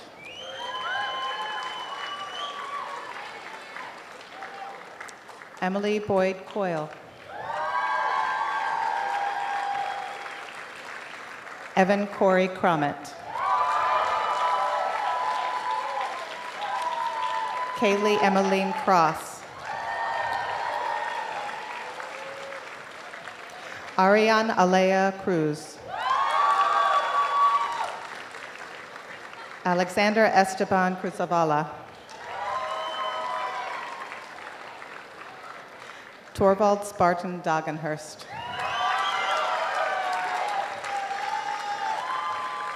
Chun Dai.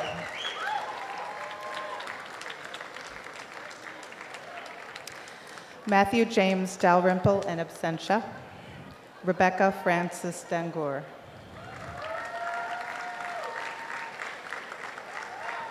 Ria Das.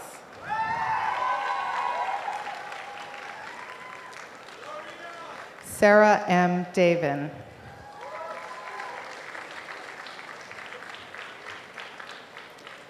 Emily Christine DeGator.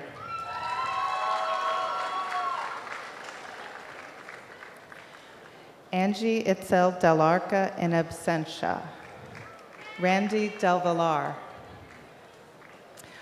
Rock Valentino Della Quanti.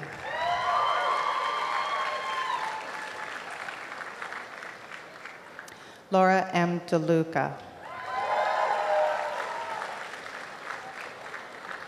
Diana Alicia De Pietro.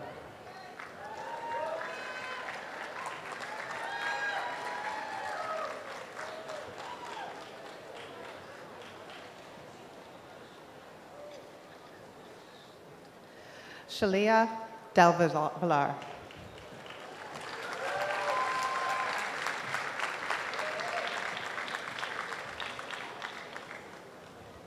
Salome Gwendolyn Dual Amirab Nijvali.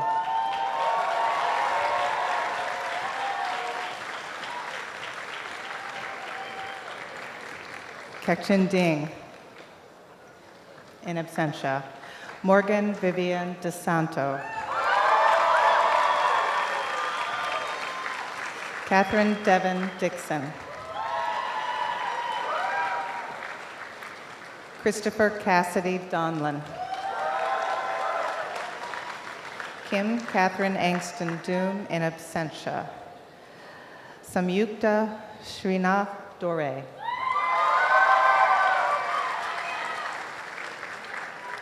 Lauren Nicole DeTavio. Matthew Charles Dowden. Benjamin Julius Dranoff. Gregory Donald Drilling.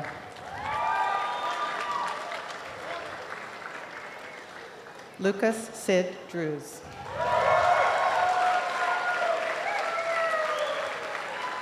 Yegor Dukashin.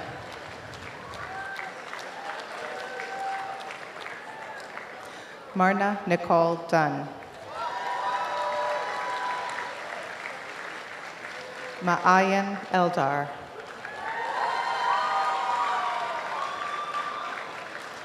Petra Elek. Max Samuel Ellenbogen.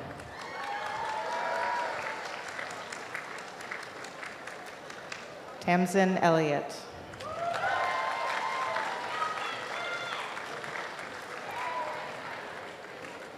Claudine Pascal Alize.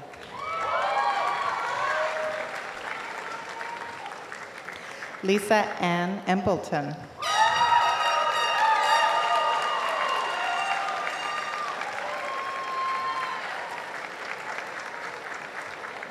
John Patrick English.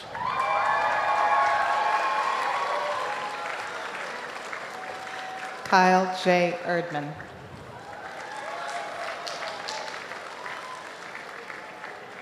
Sylvia Bevington Estes.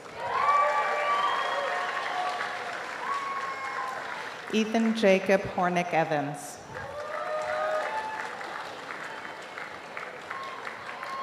Peter N. Feynman.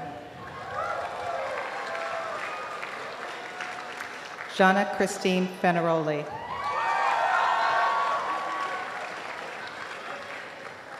Andrew James Fayer.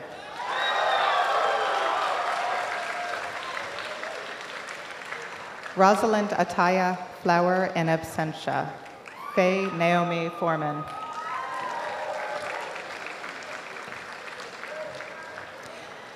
Philip Franchi Pereira. Chris Freund in absentia. Samuel Woodward Fennell.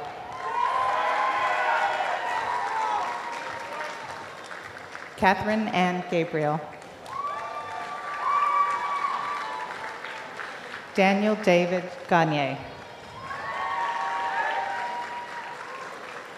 Ryland Jacob Gayak Leonard.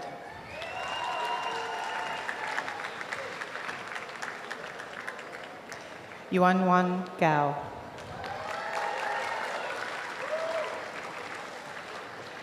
Elliot Garcia.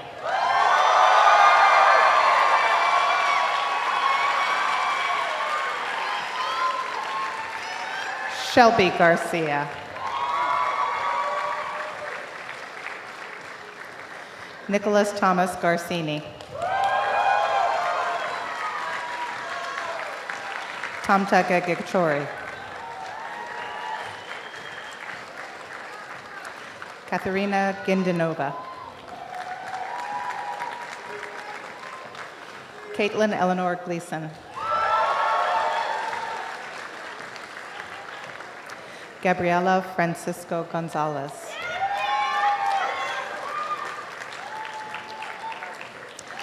Ida Ninoska Gonzalez.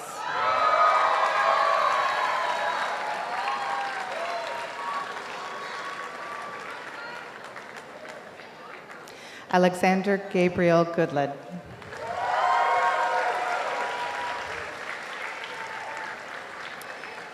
Kaylin Tyler Goodluck.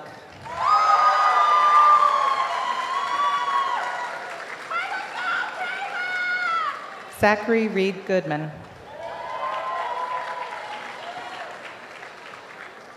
Eileen Marie Goodrich.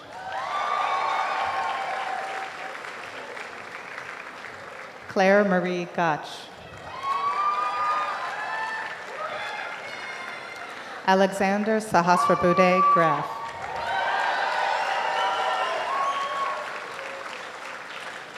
Georgia G. Graham.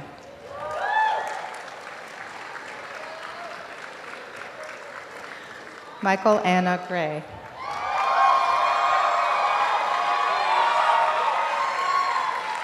Gilda Hannah Gross.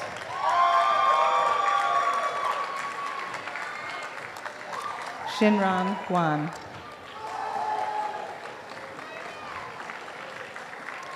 Melissa Guevara.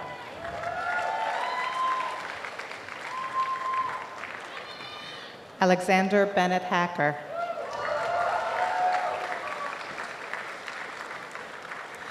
Julia Lauren Hare.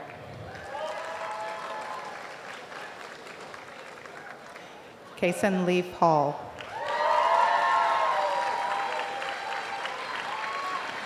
Burton J. Hanley.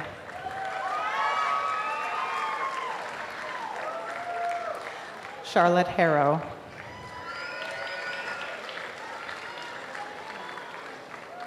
Asad Hashmi.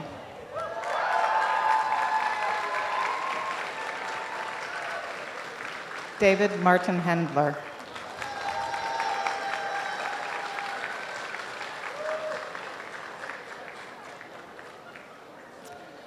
Lily Stephanie Henry. Kaylee Herbert.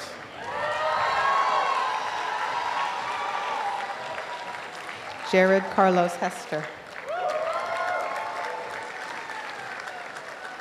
Austin Hinckley. Judd Jackson Holland.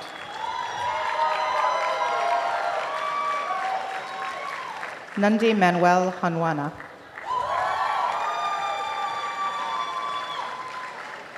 Wenlong Wang. Rastislav Huba.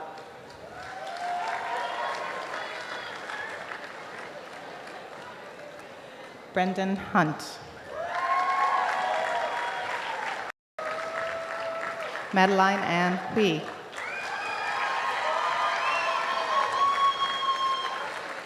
Vitalis M.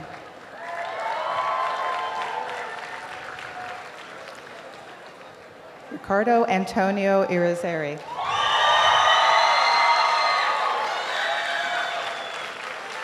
Danielle Iserlis.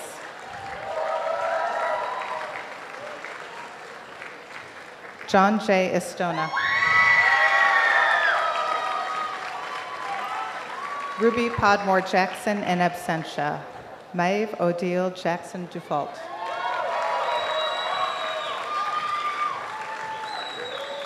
Irina Jeff Goldstein.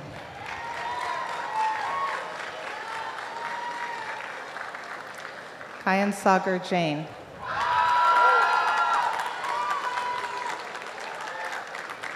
Julia Ann Jardine.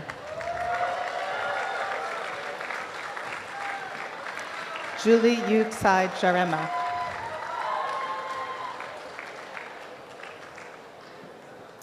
John J.J. Jaworski.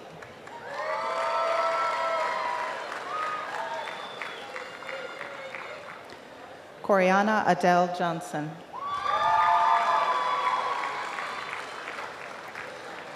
Michael Hurd Johnson. Imani Elise Jones.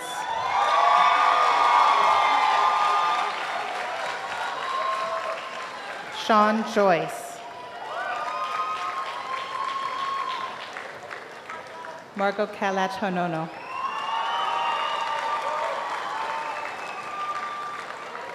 Vaclav Christoph Kalivoda in absentia. Antoinette Marie Kane.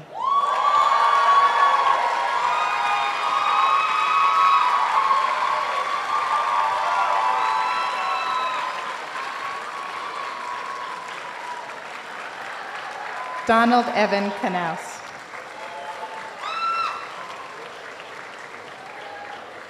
Fraser Hayes Kinsteiner.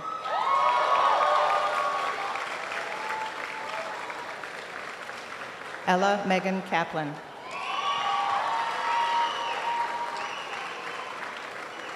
Tema Jasper Katz.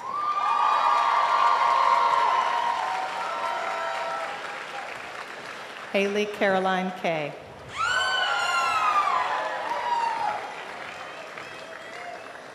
Kathleen Diane Keating. Isabel Anna Ketty Hector.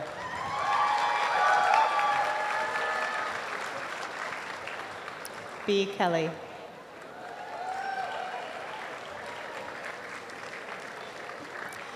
Jonas D. Kemp.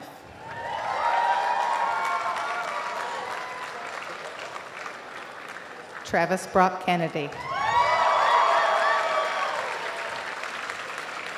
Gideon Elizabeth Cohen.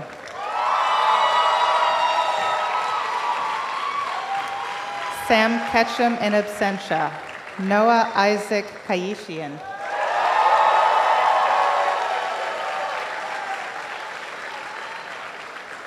Anaf Khan.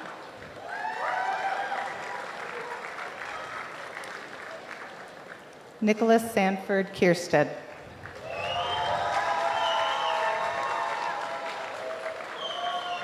Aisha King in absentia. Musin Solomon King.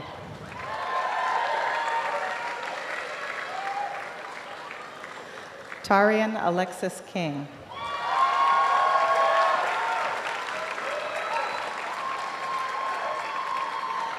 Gwendolyn Rose Knapp.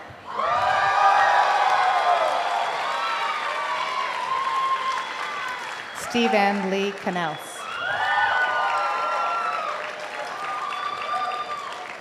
Maya Monique Knight.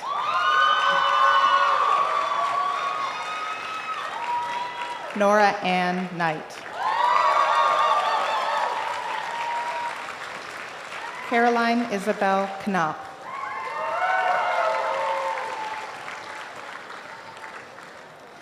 Lily Isadora Konigsberg.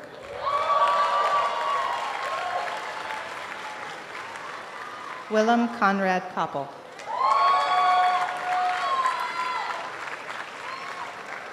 Damon George Korf.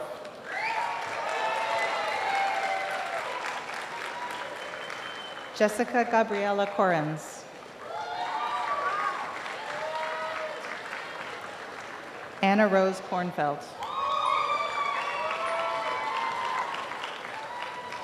Daniel Julian Krakowski.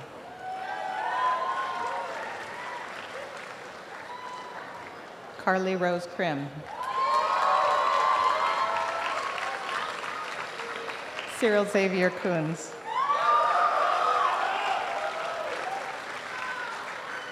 Ariella Joanne Cust. Abigail Juliet Lebrec.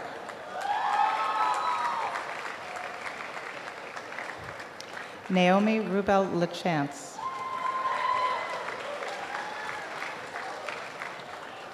Nicole Elizabeth Lang.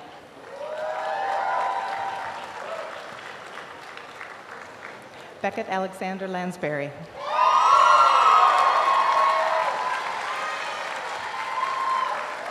Theodore Frank Laporte.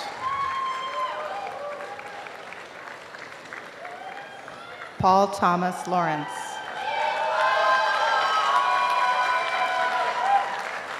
Lucian Dante Lazar.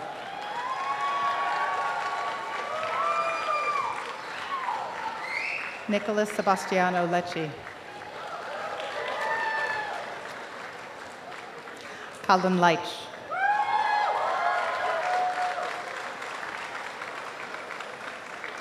Nicole Leroy.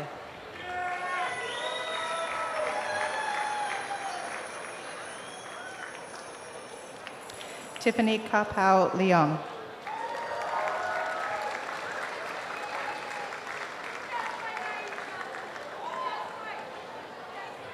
Gina Oromai Lewis.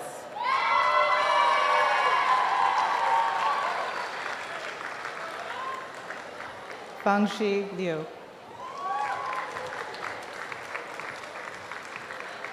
Marco Andre Lorenz. Theo Noonan Lowry. Noak Yedidya Lundgren.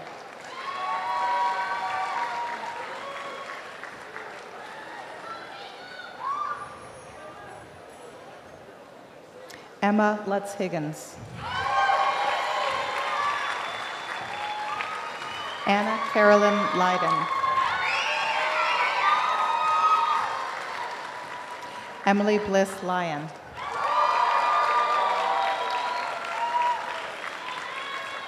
Savannah Lyons Anthony.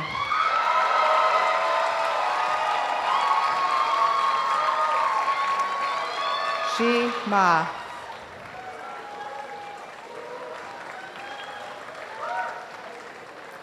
Tiger Ray Mackey.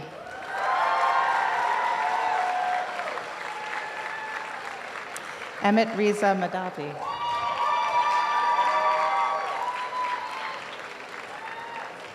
Andre Eriks Montanix.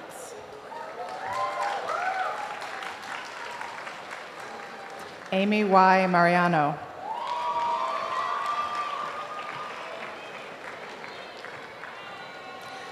Connor Matthew Marley. Alessandra Marcel Mara.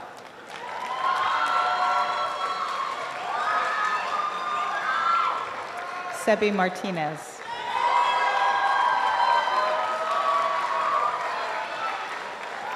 Julia Frauka Mascali.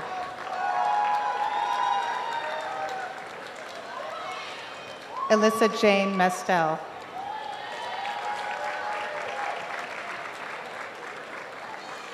Nyesha Zanetta Mond.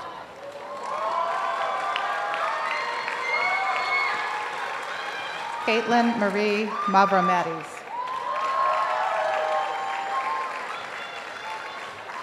Lucas Aaron McCrossan.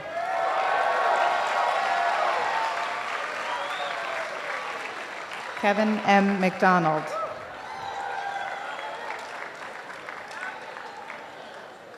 Ian David McElfresh.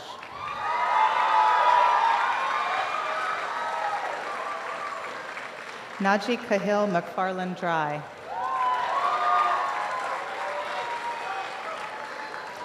Charles William McFarland.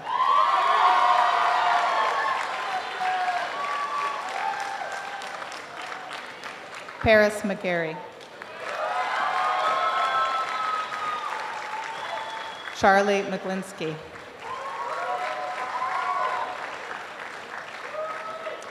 Emily Frances McInerney.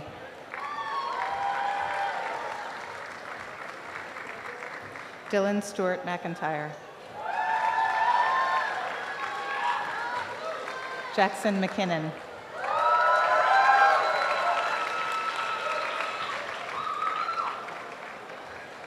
Quinnatucket James McElmore.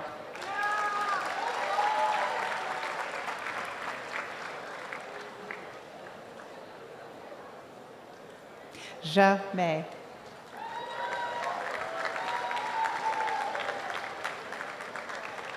Elijah Patton Mensch.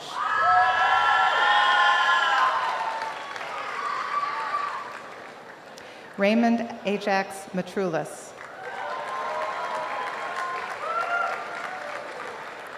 Daniel Neal Meyer O'Keefe.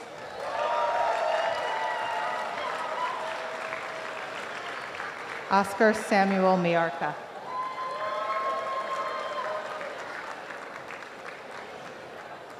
Antoine Midant.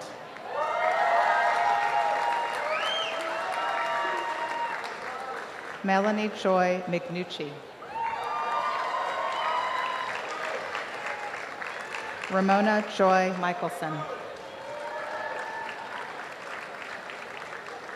Ayla Diane Miller.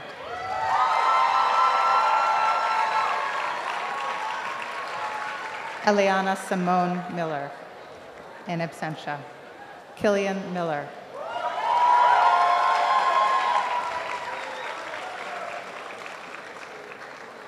Mallory Taylor Mills.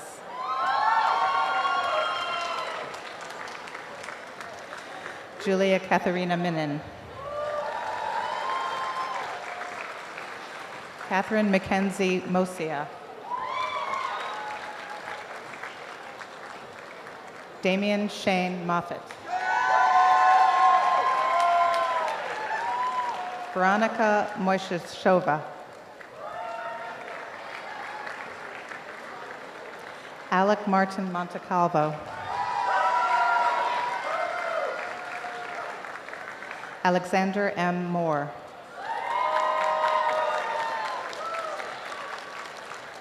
Stanley Paul Moore. Reeves Morris Stan.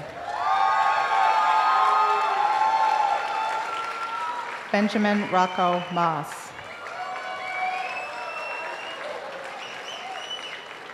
Kai Ducote Moat.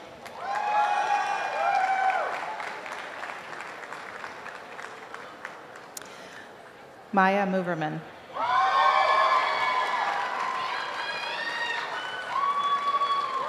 Mariah Catherine Mudd Kelly.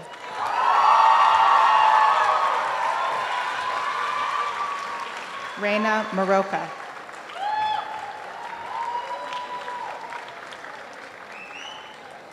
Ivy Michelle Nallo.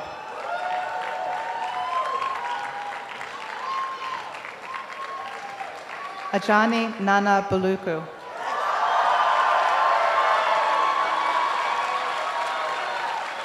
Abdullah Nassim.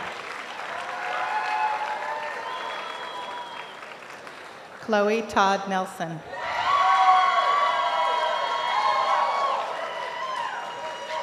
Patrick Victor Nevada.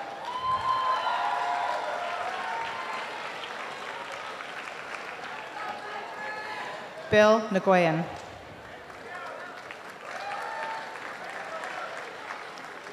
Sebastian Nicolau. Haley Lauren Nicodem in absentia. Zach Nussdorf. Ryan Ann O'Connell.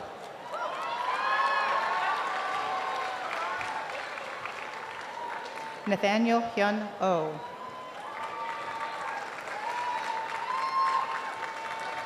John Joseph Orenberger.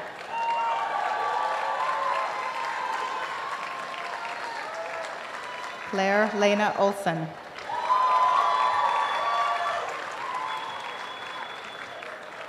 Sumira Leila Amtiaz Omarsha.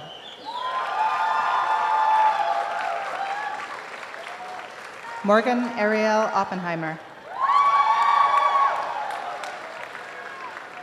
Sophia Allegra Orlo. Alexander M. Page. In absentia. Philip Paris.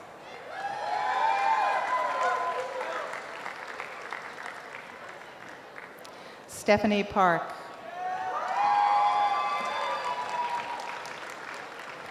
Amelia Monson Parker.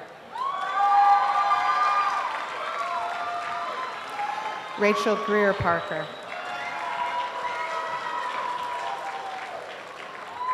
Tylia Alante Penn.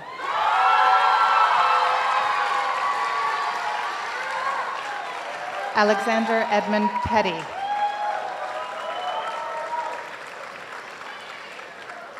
Tin Pham.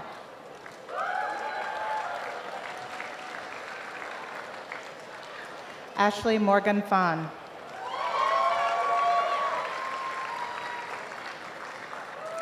Geneviève Pierre.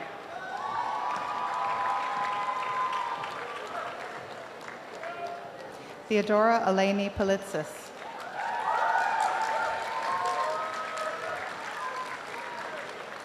Rosa Marlene Poland.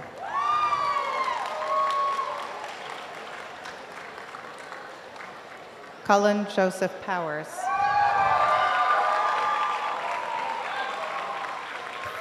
Philip Daniel Poznansky. Kat Ua Prager. In absentia.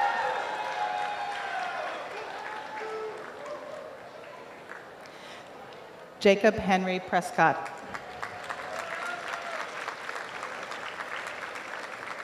Ashley Shepard Quince.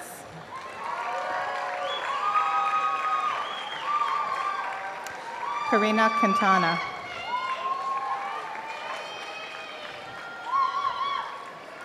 Jared Benjamin Rabinowitz.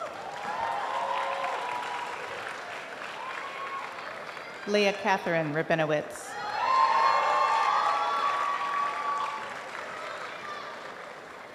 Colin James Radcliffe. Brianna Ramsey Tyler.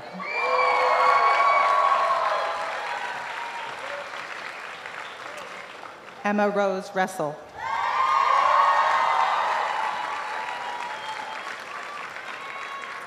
Isaiah Lewis Rice.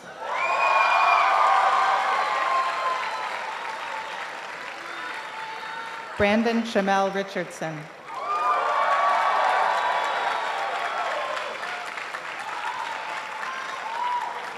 Tytravia Riley.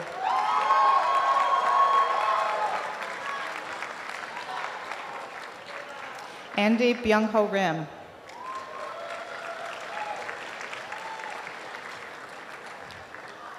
Daniel Wilton Risden.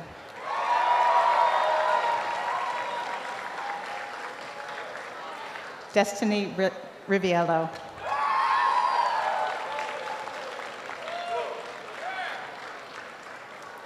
Eleanor Parker Robb.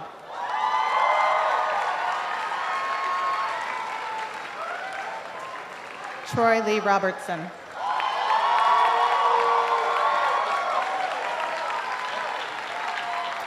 Jalen T. Robinson in absentia.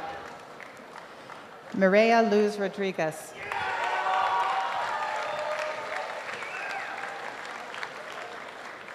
Ethan Isaac Rogers.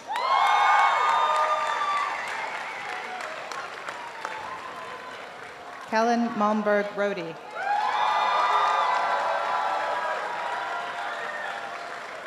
Joao Otavio Rosa.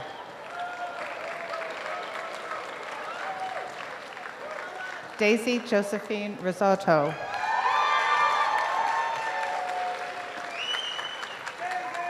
Audrey Bell Rosenblith.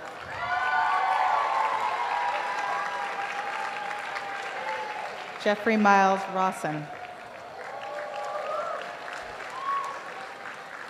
Anne Elizabeth Rowley.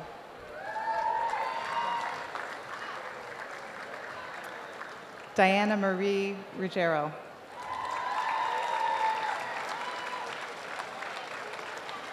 Susanna Angelica Ruman.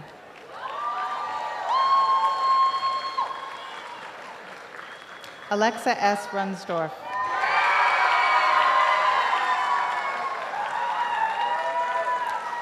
Isabel Woods Rust.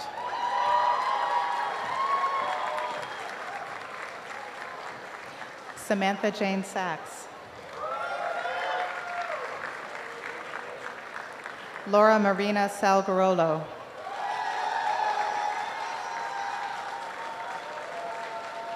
Noemi Salai.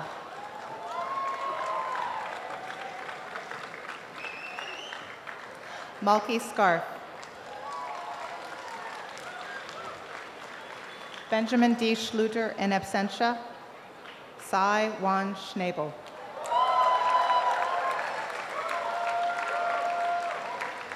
Morgan Lee Schuler.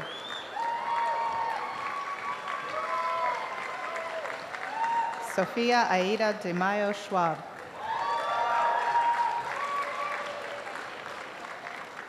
Rosa Schwartzberg.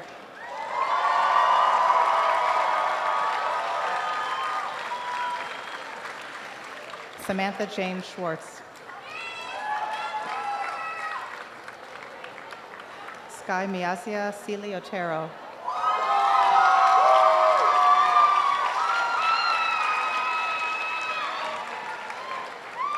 Eli Ridley Siegel.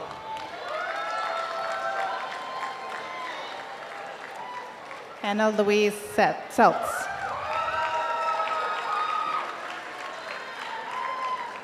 Sabrina Mohammed Shahid.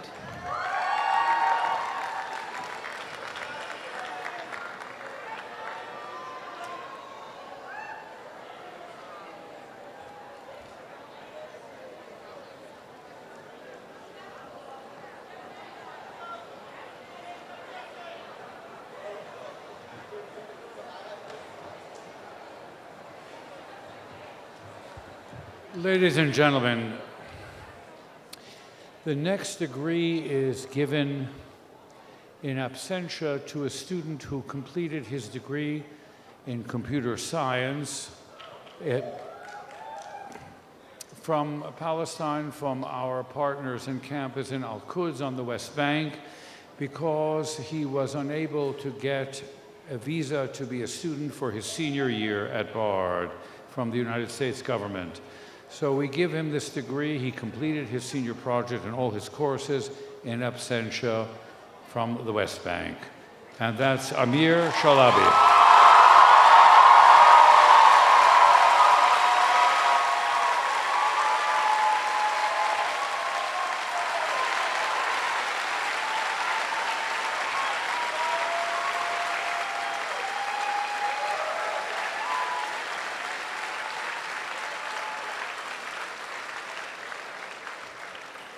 Emily Broadman Sharp. Alexandra Page Sherlock. Elizabeth Hannah Sherman. Dana M. Shimkowski.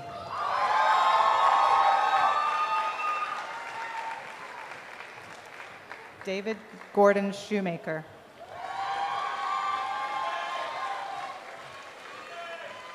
Shailab Shrestha.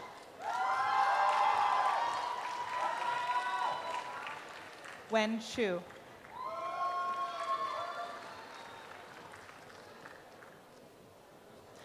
Shar Shwai.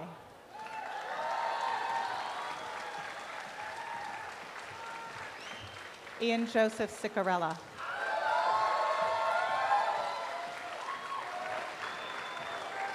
Ilana Sarah Silber.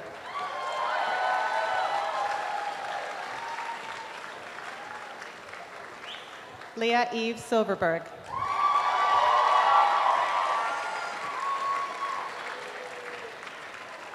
Troy Leonard Simon.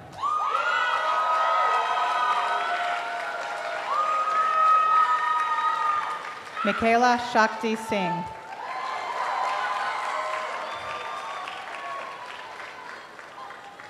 Widowin Siripunsap.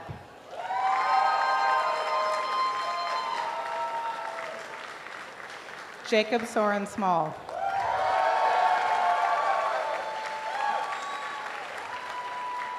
Jesse Dean Singer Small.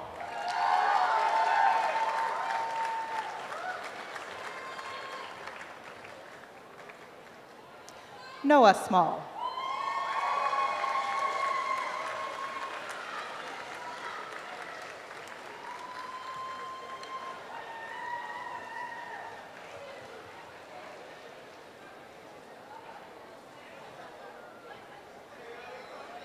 Ladies and gentlemen,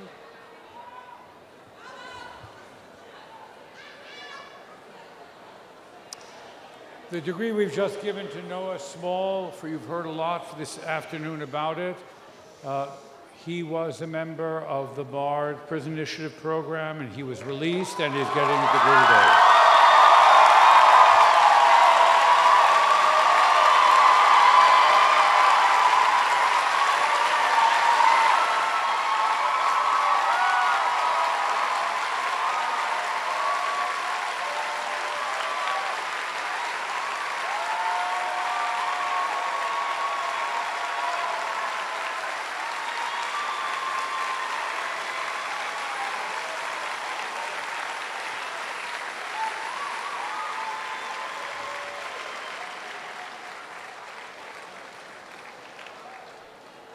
Edmund John Smith.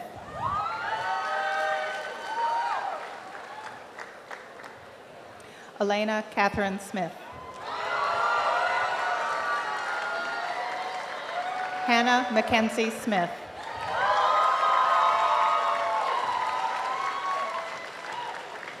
Imani Ann Ady Smith.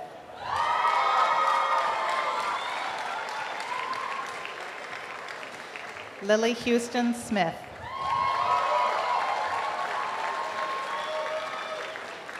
Regina Keha Smith.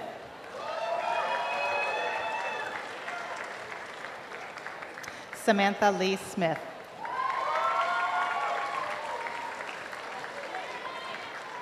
Simon Steinbrock Smith. Ruby Elizabeth Smythe Myers McEnroe. Thatcher Couple Snyder.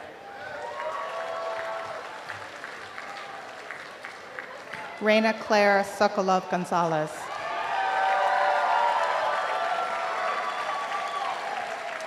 Ning Ning Song.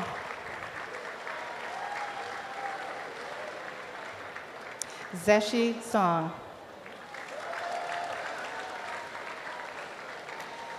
Kevin Paul Soto.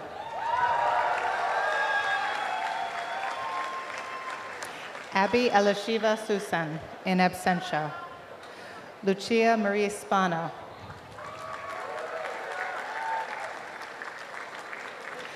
Hannah Sparagana.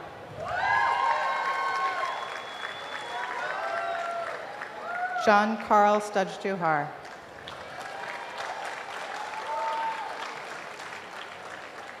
Anaya Stambolis D'Agostino.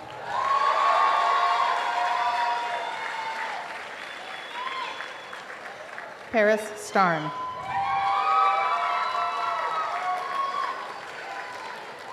Jesse Ian Stein.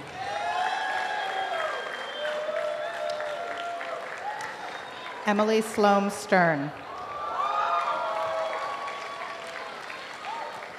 Margaret Catherine Stevens.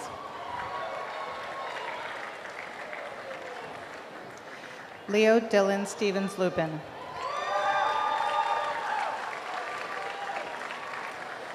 Anna Rose Stewart.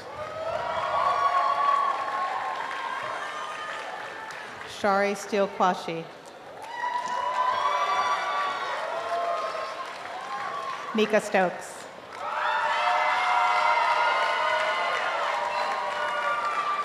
Sophie Patricia Strand.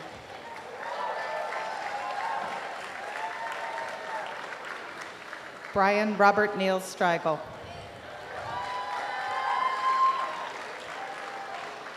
Noah Samuel Stuber.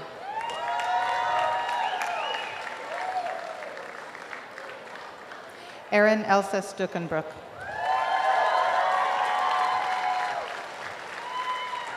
Ethan Allen Sukonik. Jia Yu Sun.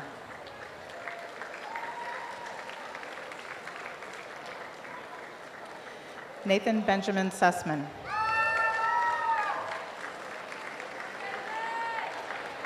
Rachel Woodhull Marquez Swanson.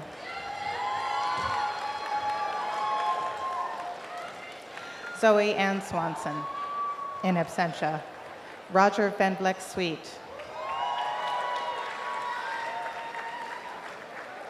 Paul Sylvester.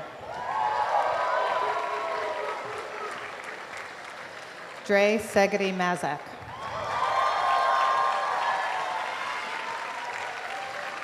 Christopher Tatanka Tan.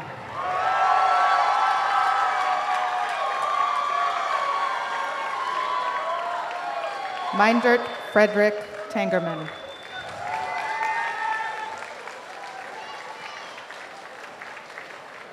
Sing Jane Tao. Hannah Ray Taylor.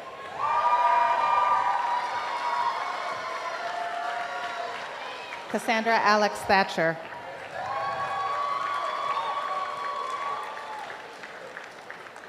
Camille Zoe Thigpen.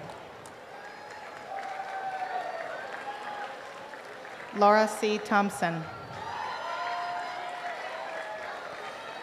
Philip Adam Torfey. Bennett Chandler Torres. Gergo Christian Toth. Victor Toth.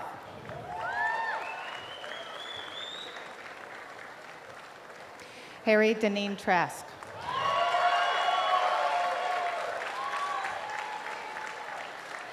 Henry Clark Travellini.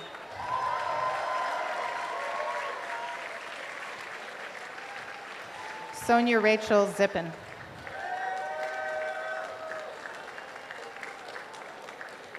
Matilda Jo Tucker.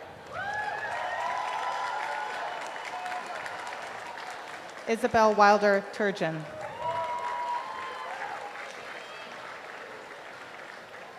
Nicole Ucedo.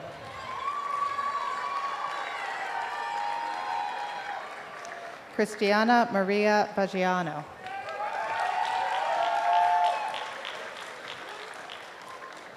Griffin Van Horn.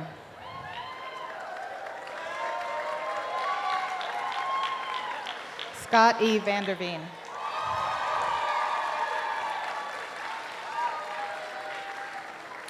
Rio Vieira Newton.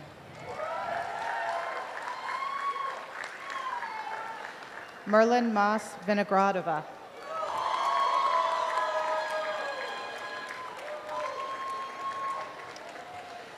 James John Volpe. Jonathan Michael von Roosner.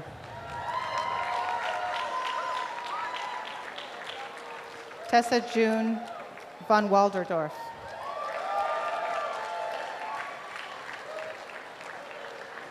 Paulina Vulak.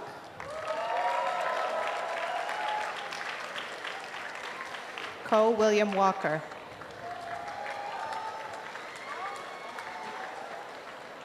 Ai Wang in absentia. Rowan Ward.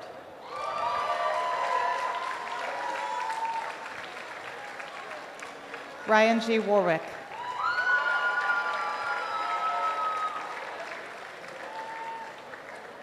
Maeve Grogan Weber.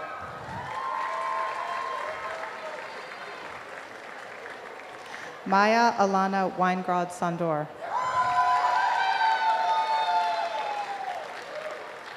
Claire Weinman.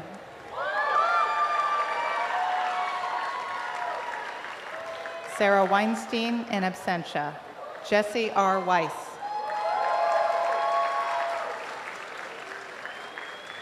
Caitlin Mary Welch.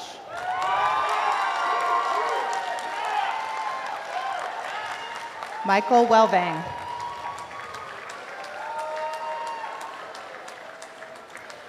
Elijah Micah Williams. Samuel Lambert Williams.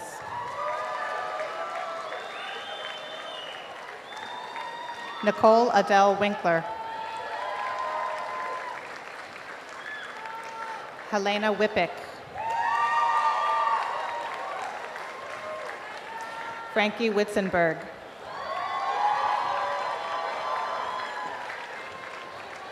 Tamara Wong.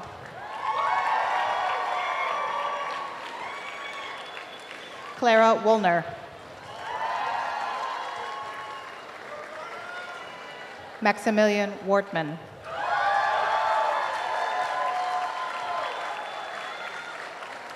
Yuan Zhu in absentia. Dominic M. Yang.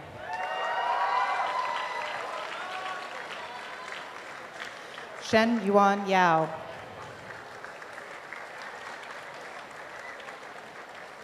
Ye Ji.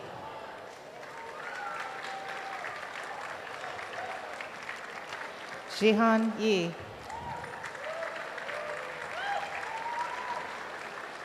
Susanna Bett Ugler.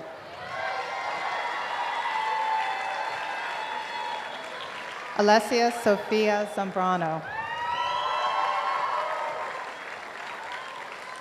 Sophia Rose Zega.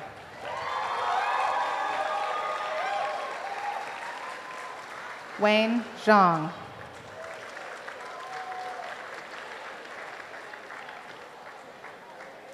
Daniel Alexander Flutkin.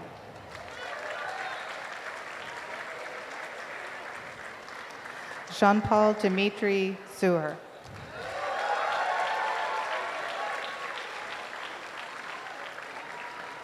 Bethany Alden Zulik.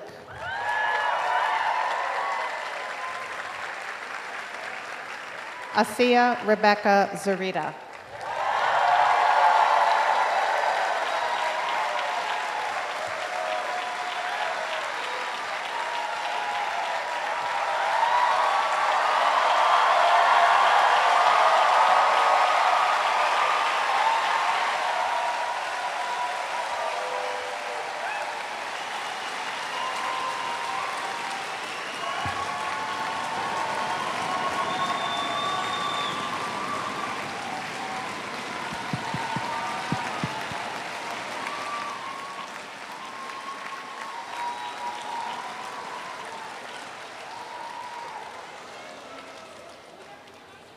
Will the members of the graduating class of 2016 please stand?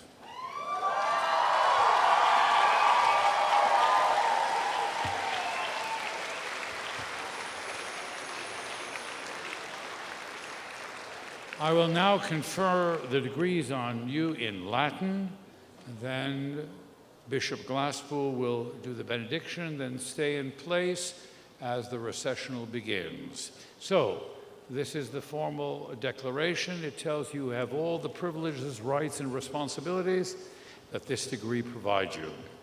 Auctoritate mihi commissa, vos ad gradus baccalaureae in artibus, in musicae scienti admitto, omniaque jurac privilegia ad hos gradus pertidentia vobis concedo, et in testimonium hoc diploma vobis solemniter trado. Congratulations to each and every one of you.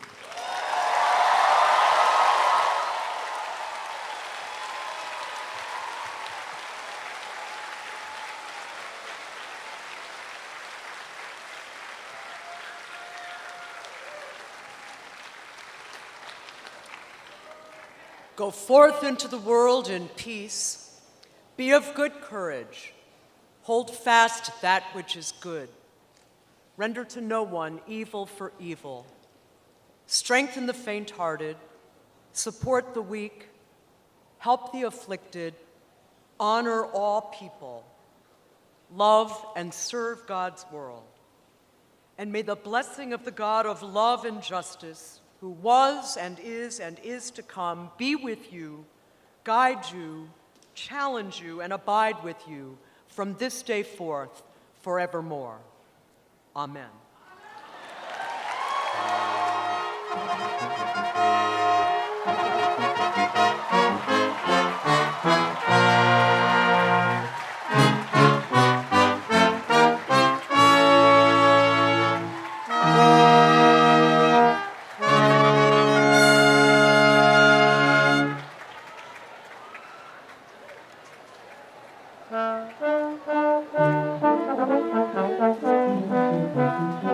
Thank you.